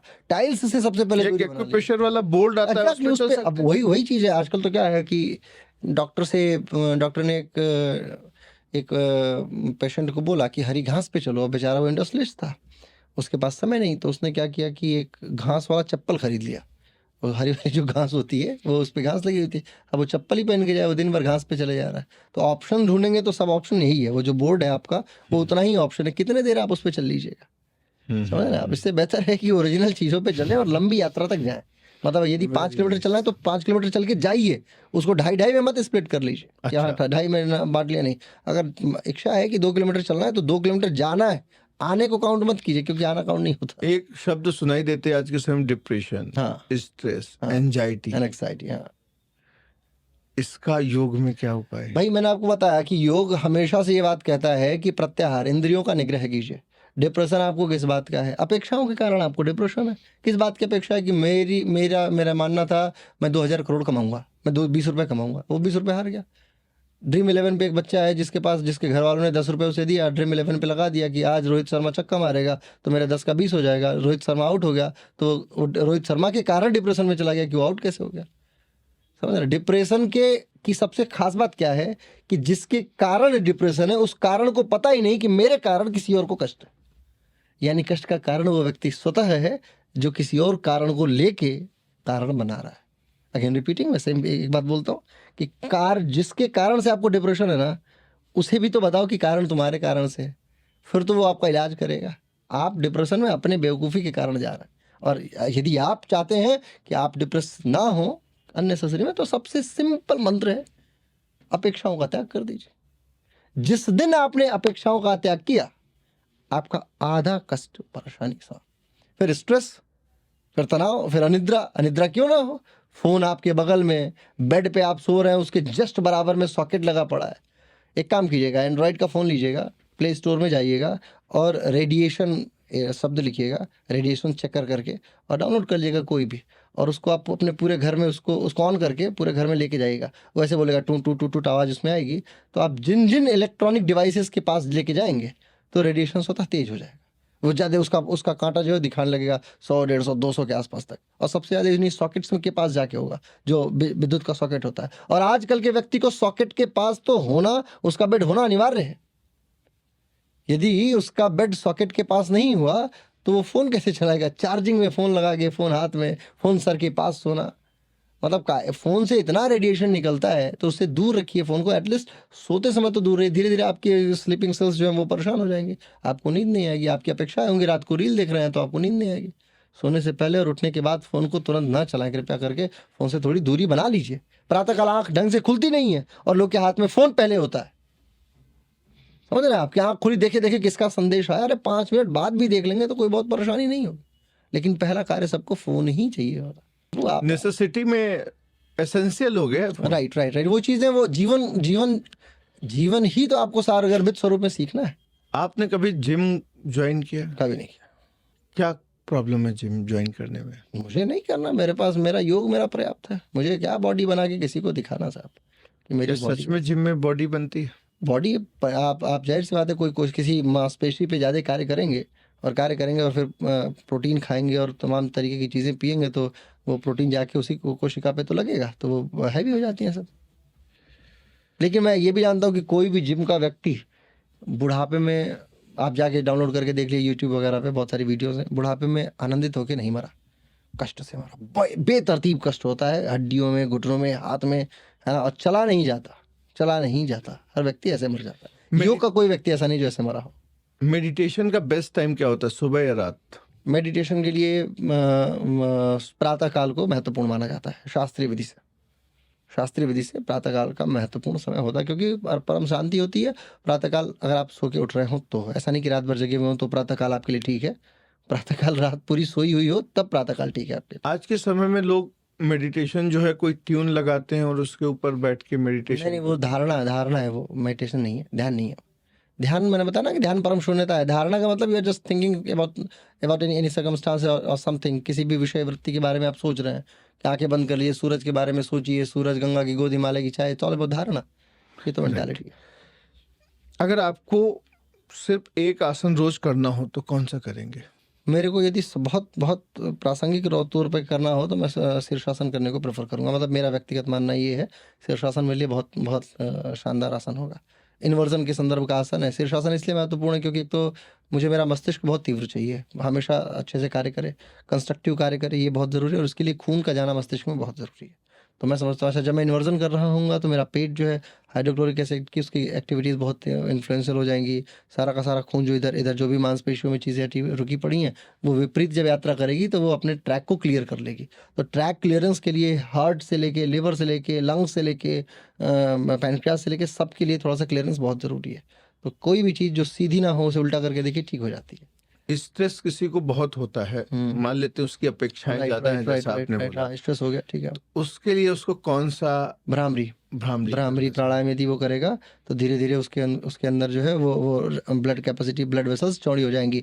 और ऐसे व्यक्ति को लहसुन जरूर खाना चाहिए, जिसको स्ट्रेस हो जाता है उसे लहसुन जरूर खाना चाहिए। लहसुन खाएगा तो क्या होगा, वही खाएं जो, क्योंकि उसके अंदर एंटीऑक्सीडेंट्स का गुण होता है। कच्चा लहसुन हाँ, क्या? कच्चा लहसुन खाली पेट अगर आप खा लेते हैं, गैस ना बनती हो तो, अगर गैस बनने यानी पेट पहले से खराब है तो कुछ खा के लहसुन खा लीजिए। और यदि गैस बनती हो तो फ्लैक्स सीड्स जरूर खाएं। ओमेगा 6 फैटी एसिड सिर्फ और सिर्फ फ्लैक्स सीड्स में होता है, अलसी के बीज यानी तीसी में मिलता है। तो तीसी को बिना भुने खाएं, वो आपके लिए बहुत लाभकारी। आप चाय पसंद करते हैं, ग्रीन टी या काढ़ा? प्रेफरेबल काढ़ा है, प्रेफरेबल काढ़ा है। यदि कभी ऐसा रहा कि ठीक है जागृति पैदा करनी है तो ब्लैक कॉफ़ी भी ठीक चल जाती है। उसके ऊपर थर्ड चॉइस जो है वो कभी कभी यदा कदा चाय भी ठीक चल जाती है। यदा कदा मतलब एक दिन में वंस इन अ वाइल। और ग्रीन टी मुझे व्यक्तिगत तौर पे इसलिए अच्छी नहीं लगती कि बड़ी टेस्टी नहीं लगती।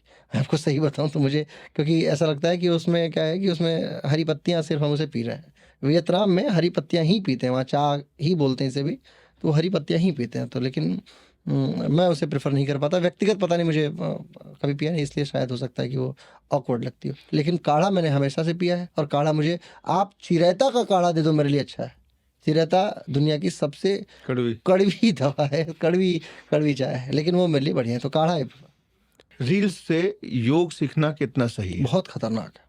आपको रील से छोड़िए, पूरी वीडियो से सीखना बड़ा खतरनाक है। आपको अगर आपका योग गुरु नहीं मिला और आप सोचते हैं कि सिर्फ वीडियो से सीख जाए, तो टच में रहिए उसके, जिसका भी वीडियो देख रहे हैं एटलीस्ट उसके टच में रहिए। फिर उसके रील से देखिए, सीखिए, या उसके वीडियो से सीखिए, कोई फर्क नहीं पड़ता। उसको जानिए और उससे पूछिए, उससे आप क्वेश्चन कीजिए, क्रॉस क्वेश्चन कीजिए। और शर्म हया लाज रख के प्रश्न पूछते हैं तो फिर क्या ही पूछते हैं आप, सब पार करके पूछिए कि सर बताओ, इसका उत्तर दो। और यदि सेटिस्फैक्ट्री ना हो तो फिर आप मना कर दीजिए कि सर सॉरी। और आप शर्माइए मत, मतलब ये नहीं कि मेरे रिश्ते खराब हो जाएंगे, इसका डर मत रखिए। यदि आपके प्रश्नों से, सही प्रश्नों से कोई रिश्ता खराब हो जाता है तो वो उसे हो जाने दीजिए, बातें ऑथेंटिक कीजिए। योग का सबसे बड़ा मिथ क्या है? सबसे बड़ा मिथ ये है कि समाधि मिल जाती है। समाधि मिल जाती है सबसे बड़ा मिथ। हाँ, इतना अगर भी कोई आसान कहे मेरे पास योग के लिए टाइम नहीं है, है। आपका एक लाइन में जवाब क्या है? टाइम नहीं है तो नहीं है, मत करो। कौन तुम्हें क्या पूछ रहा है, कौन तुम्हें आमंत्रित कर रहा है योग करो? तो जाओ। योग करते समय मंत्र या नेचर साउंड या silence? Preferable silence other than मंत्र। मंत्र में भी सूदिंग मंत्र होना चाहिए, मतलब जो एंजॉय आपके मस्तिष्क को बांधे रखे। ऐसा ना हो कि युवाओं को योग करने के लिए यदि आप कोई मैसेज देना चाहें? योग करने के लिए मैं युवाओं से कहना चाहता हूँ कि देखो बच्चों, बहुत बहुत इस समय ऐसी नदी यमुना जैसी हो चला है ये पूरा का पूरा क्षेत्र, नाले जैसा बना दिया है लोगों ने इसे। हो सकता है कि कई बार मेरे से भी कुछ गलती हो गई हो, तो हो सकता है मैं भी उस नाले में, मेरा भी 1% योगदान हो। आप यदि करना चाहते हो, योग के वास्तविक स्वरूप को सीखना चाहते हो, तो एक बहुत योग्य गुरु का चयन कर लेना जो निस्वार्थ आपको सिखाए। और वो आसान कार्य नहीं है, गुरु चुनना बहुत कठिन कार्य है। योग में आना है तो पहले अच्छे गुरु का चयन करना सीख लीजिए। योग को पॉपुलर बनाने में सबसे बड़ा आप किसका योगदान मानते हैं? पॉपुलैरिटी में सर आधुनिक योगा गुरुओं का बहुत बड़ा योगदान है। बीके अयंगर गुरु जी से लेके पट्टाभी जोइस तक बहुत सारे लोगों का आधुनिक, इन दिनों अगर आप देख लीजिए 2020, 22, 25, 11, 12 के आसपास में, तो निश्चित तौर पे बाबा रामदेव का बहुत बड़ा योगदान है। इसे सर वो काट नहीं सकता। वैश्विक रूप में यदि इसे पॉपुलर किसी ने बनाया तो वो नरेंद्र मोदी जी ने बनाया, आदरणीय प्रधानमंत्री जी ने बनाया। तो पॉपुलैरिटी में तो सर कोई काट नहीं है इनमें, पॉपुलैरिटी तो सबने अपना अपना योगदान दिया। पश्चिम योग या भारतीय योग? भारतीय योग। एक विशेषता? भारतीय योग सांस्कृतिक विरासत को सजो के चलता है और उसमें आध्यात्मिकता का समावेशन करता है। पाश्चात्य योग जो है वो आध्यात्मिकता का समावेशन नहीं करता है। सबसे पहली चीज जो वो छोड़ देता है वो है आध्यात्मिकता। एक शब्द में अगर योग के बारे में पूछें, योग साधना है या फिटनेस? साधना। वो साधेंगे तभी फिट होंगे आप, बिना साधे तो फिट ही नहीं हो पाएंगे। तो योग तो एक ऐसी पूजा है जिसको आपको करना ही पड़ेगा। योग से जीवन का सबसे बड़ा क्या लाभ है? योग से जीवन का सबसे बड़ा लाभ है कि आप जीवन को ही जान जाते हैं कि जीवन क्या है। जिस दिन आप ये जानेंगे मैं कौन हूँ, सत्यो हम शिवो हम अहम ब्रह्मास्मि, वही तो उसी दिन तो योग घटित हुआ और उसी दिन आप घटित हो गए। बुद्ध ने यही तो किया। बुद्ध को जिस दिन पता चला उस दिन क्या राहुल और क्या यशोधरा, सारी चीजें हर हर महादेव, फिर चले अपने मार्ग पे आगे प्रशस्त हो चले। योग जीवन को बता देता है। योग को बिजनेस बनाना सही है या गलत? योग का बाजारीकरण बहुत बहुत आवश्यक तत्व है। बाजारीकरण में उसके मूल्यों का हनन नहीं होना चाहिए। मतलब वैल्यूज़ को आप ना बेचें, लेकिन योग का बाजारीकरण जरूर करें। बाजार में जाएगा, लोग उसको देखेंगे तभी उसे स्वीकृति देंगे, नहीं तो ऐसे बहुत सारे पाश्चात्य वाले आएंगे जो उसको बेच देंगे। योगा अलायंस ऐसी तो एक संस्था है। विदेशों में योग अपनाया गया है या चुराया गया है? अपनाया गया सर, चुराया नहीं गया।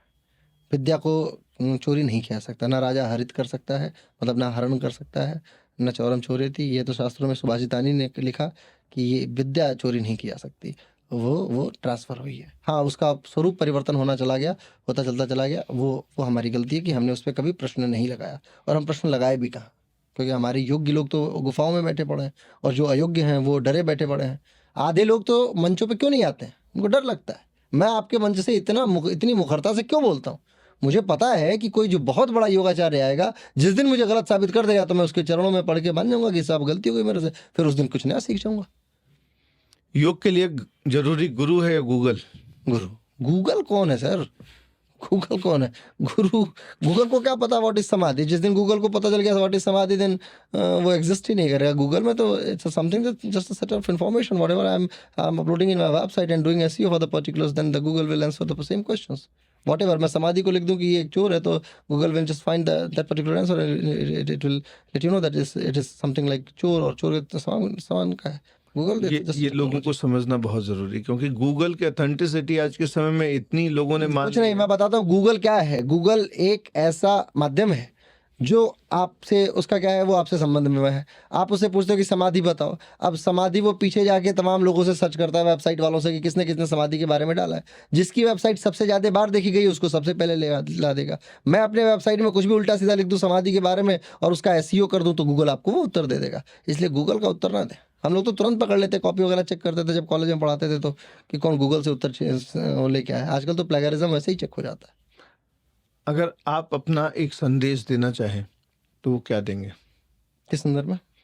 योग के संदर्भ में, समाज के संदर्भ में, समाज के और जिन संदर्भ- जिन विषयों में आपने इतनी कटाक्ष भी किए हैं, उन सभी विषयों में अगर एक संक्षेप में यदि आप एक मैं- संदेश देना चाहें कि एक्चुअली व्हाट यू वांट, आप क्या चाहते हो? मैं चाहता हूँ कि स्वीकारो, मैं भी गलती करता हूँ, मैं भगवान गलती नहीं करता तो भगवान हो जाता।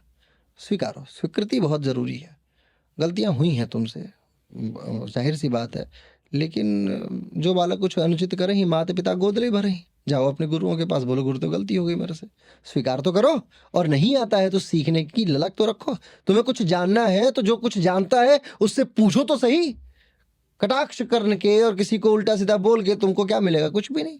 मैं भी अगर कटाक्ष करता हूँ और मैं तुम पे कुछ बोलता हूँ तो तुम सुन थोड़ी रहे हो सकता है तुम सुन रहे हो तो मैं तुम्हें देख थोड़ी रहा हूँ कि तुम कौन हो, कहाँ बैठ के सुन रहे हो सकता है तुम मेरे ही टीचर हो, कहीं बैठ के सुन रहे होगे, मुझे तुमसे क्या लेना देना। लेकिन यदि तुम्हें लगता है कि नहीं मैं गलत बोलता हूँ या तुम गलत बोलते हो, तो आओ बैठते हैं, फिर बातें करते हैं, और फिर हम लोग कोशिश करते हैं मेरे और तुम्हारे वैचारिकता के युद्ध से एक चीज़ शाश्वत रहनी चाहिए, वो है हमारा योग। न मेरा है न तुम्हारा है तो हमारा। और मैं किस प्रयास में हूँ? अपने आप को स्थापित करने के लिए। मेरे को क्या, मैं कौन ही हूँ? ऐसे एक छोटे से घास के समान हूँ। आज हूँ, कल नहीं हूँ, परसों फिर हूँ। तुम भी कौन हो? कल थे, आज हो, परसों फिर नहीं। हमारा योग तब भी था, आज भी और कल भी रहेगा। पतंजलि ने इन कंधों पे जिम्मेदारी दी थी कि बच्चों ये लो मेरा योग सूत्र, लेके आगे बढ़ो। तुम कितना बढ़ गए और मैं कितना बढ़ गया? कोशिश करो, गलतियां करो, कोई दिक्कत नहीं है, लेकिन स्वीकार करो। यही मेरा संदेश है, यही आप सभी तक बात मेरी पहुंचे, यही मैं अनुनय विनय की नीति के माध्यम से कहना चाहता हूँ।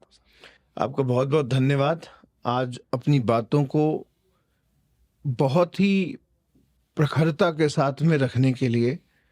और मुझे आशा है कि जो लोग त्रुटियां कर रहे हैं वो आपकी बातों को, आपकी भावनाओं को निश्चित तौर पे समझेंगे, और योग विधा पूरे विश्व में परचम लहराएगी, भारतवर्ष परचम लहराएगा, भारतीय संस्कृति परचम लहराएगी, ऐसी मैं कामना करता हूँ। और आपका धन्यवाद कि आपने हमारा न्योता स्वीकार किया और हमारे लोगों के सवालों के जवाब दिए, क्योंकि लोगों के बड़े छोटे छोटे सवाल थे जो मैंने आपसे बड़ी बारीकी से, आंखों के लिए क्या करें, क्योंकि लोग बहुत इनोसेंट हैं और उनको एक सही मार्गदर्शक की आवश्यकता है। और मुझे आशा है कि जितने योगाचार्य हैं, योग क्षेत्र में अपना भविष्य अपना करियर देख रहे हैं वो निश्चित रूप से आपसे इंस्पायर होंगे। बहुत बहुत Thank you so धन्यवाद, much। बहुत बहुत आपका धन्यवाद, बहुत बहुत नमस्कार, धन्यवाद। बहुत बहुत धन्यवाद, बहुत बहुत धन्यवाद।